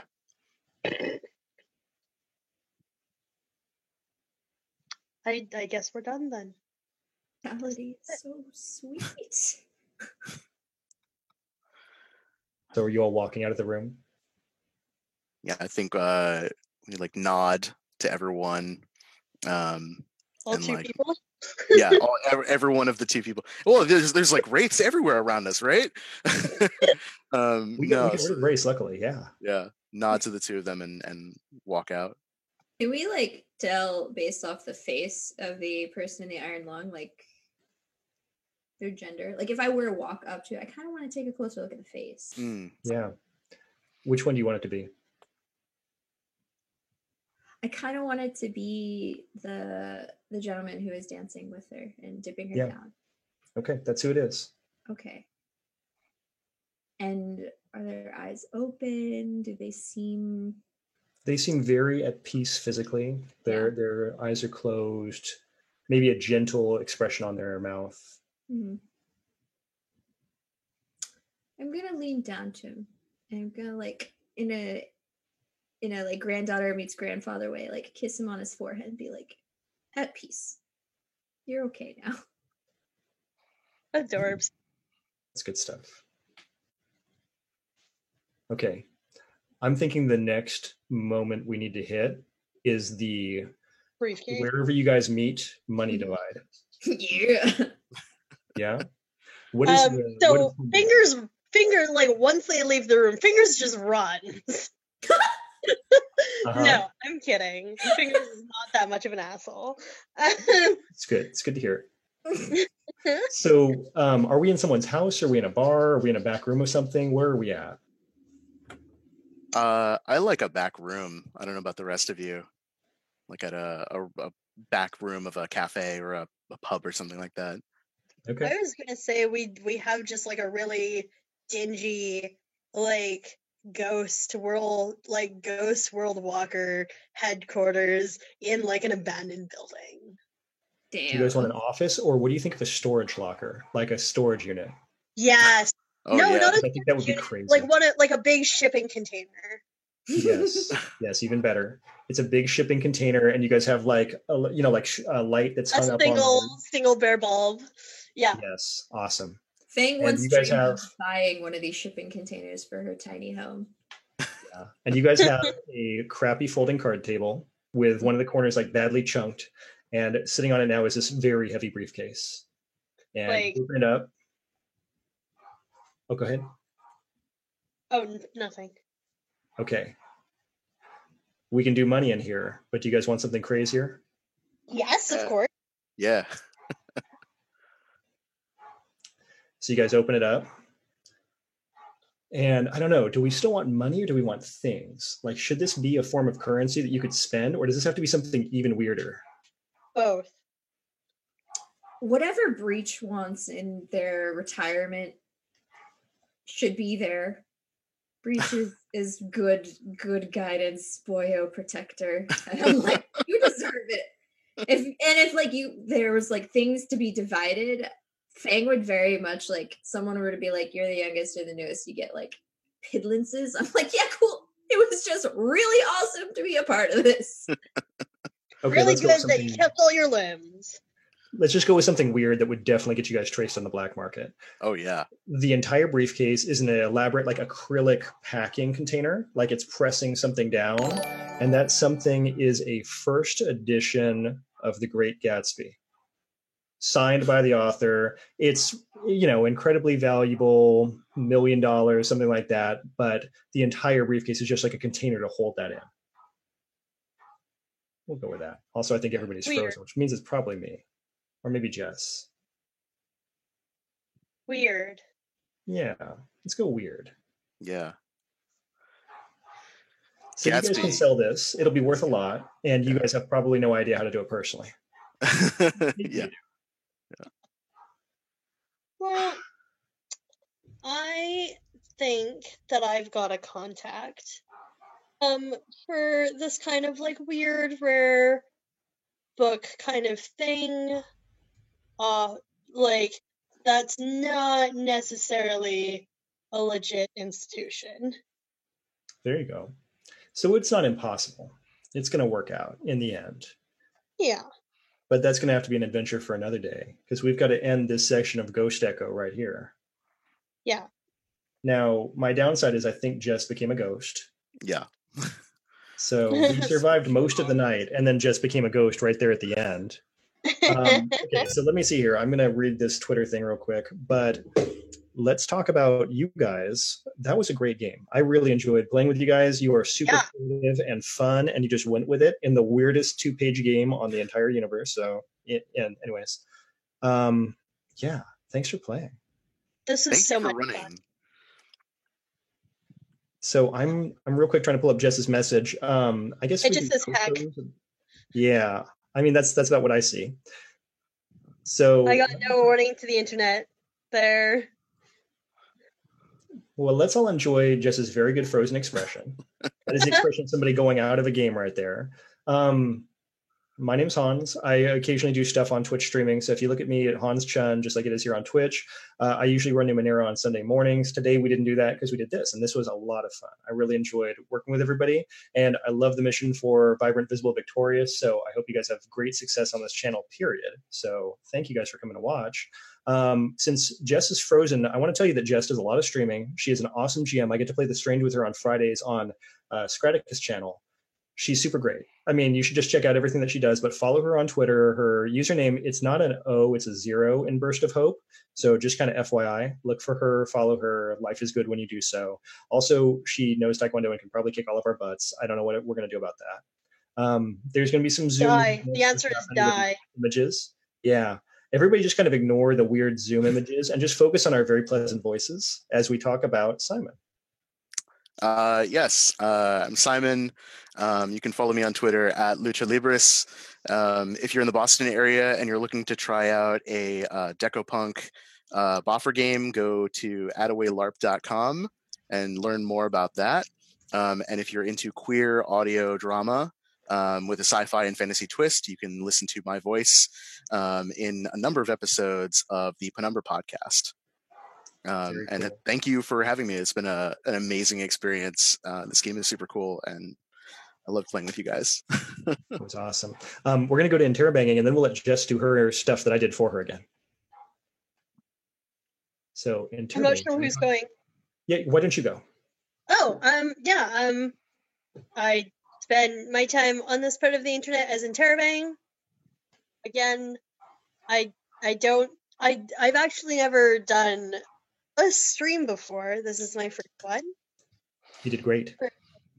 Thank you. Yeah, it was very exciting. I like games a lot, but it's very hard for me to find people and just no, this is great, and I'm hoping to get more involved as I spend less time having existential crises over school.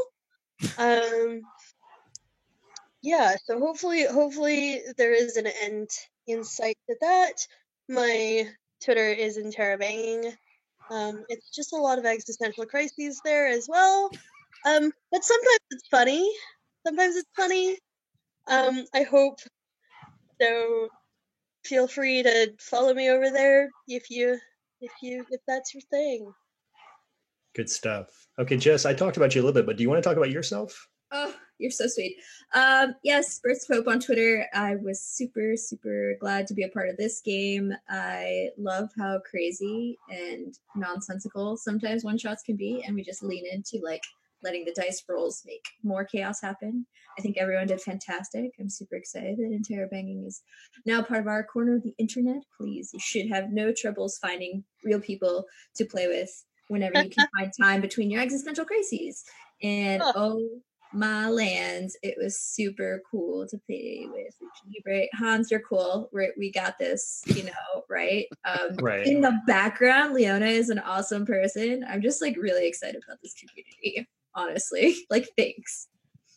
There is a lot of really good stuff going on here. I mean, it was a really nice experience to be. So thank you guys for having us. We need to do some sponsor shout outs and talk about stuff that's going on. Let's not forget the big sponsors for Welcome to the Party, Tabletop Loot, for Find Eyes for all your gaming needs, Devin Rue, the Mistress of Maps. There is so much cool stuff. Follow her on Twitter. That's probably the best start. And check out our Patreon. So Nerdware. So Nerdware, it's what the word nerds wear. There is a merch command. If somebody types a exclamation merch, that'll do its thing. And there's a discount code for Welcome to the Party people. So if you use the code WELCOME, you get 10% off your next purchase.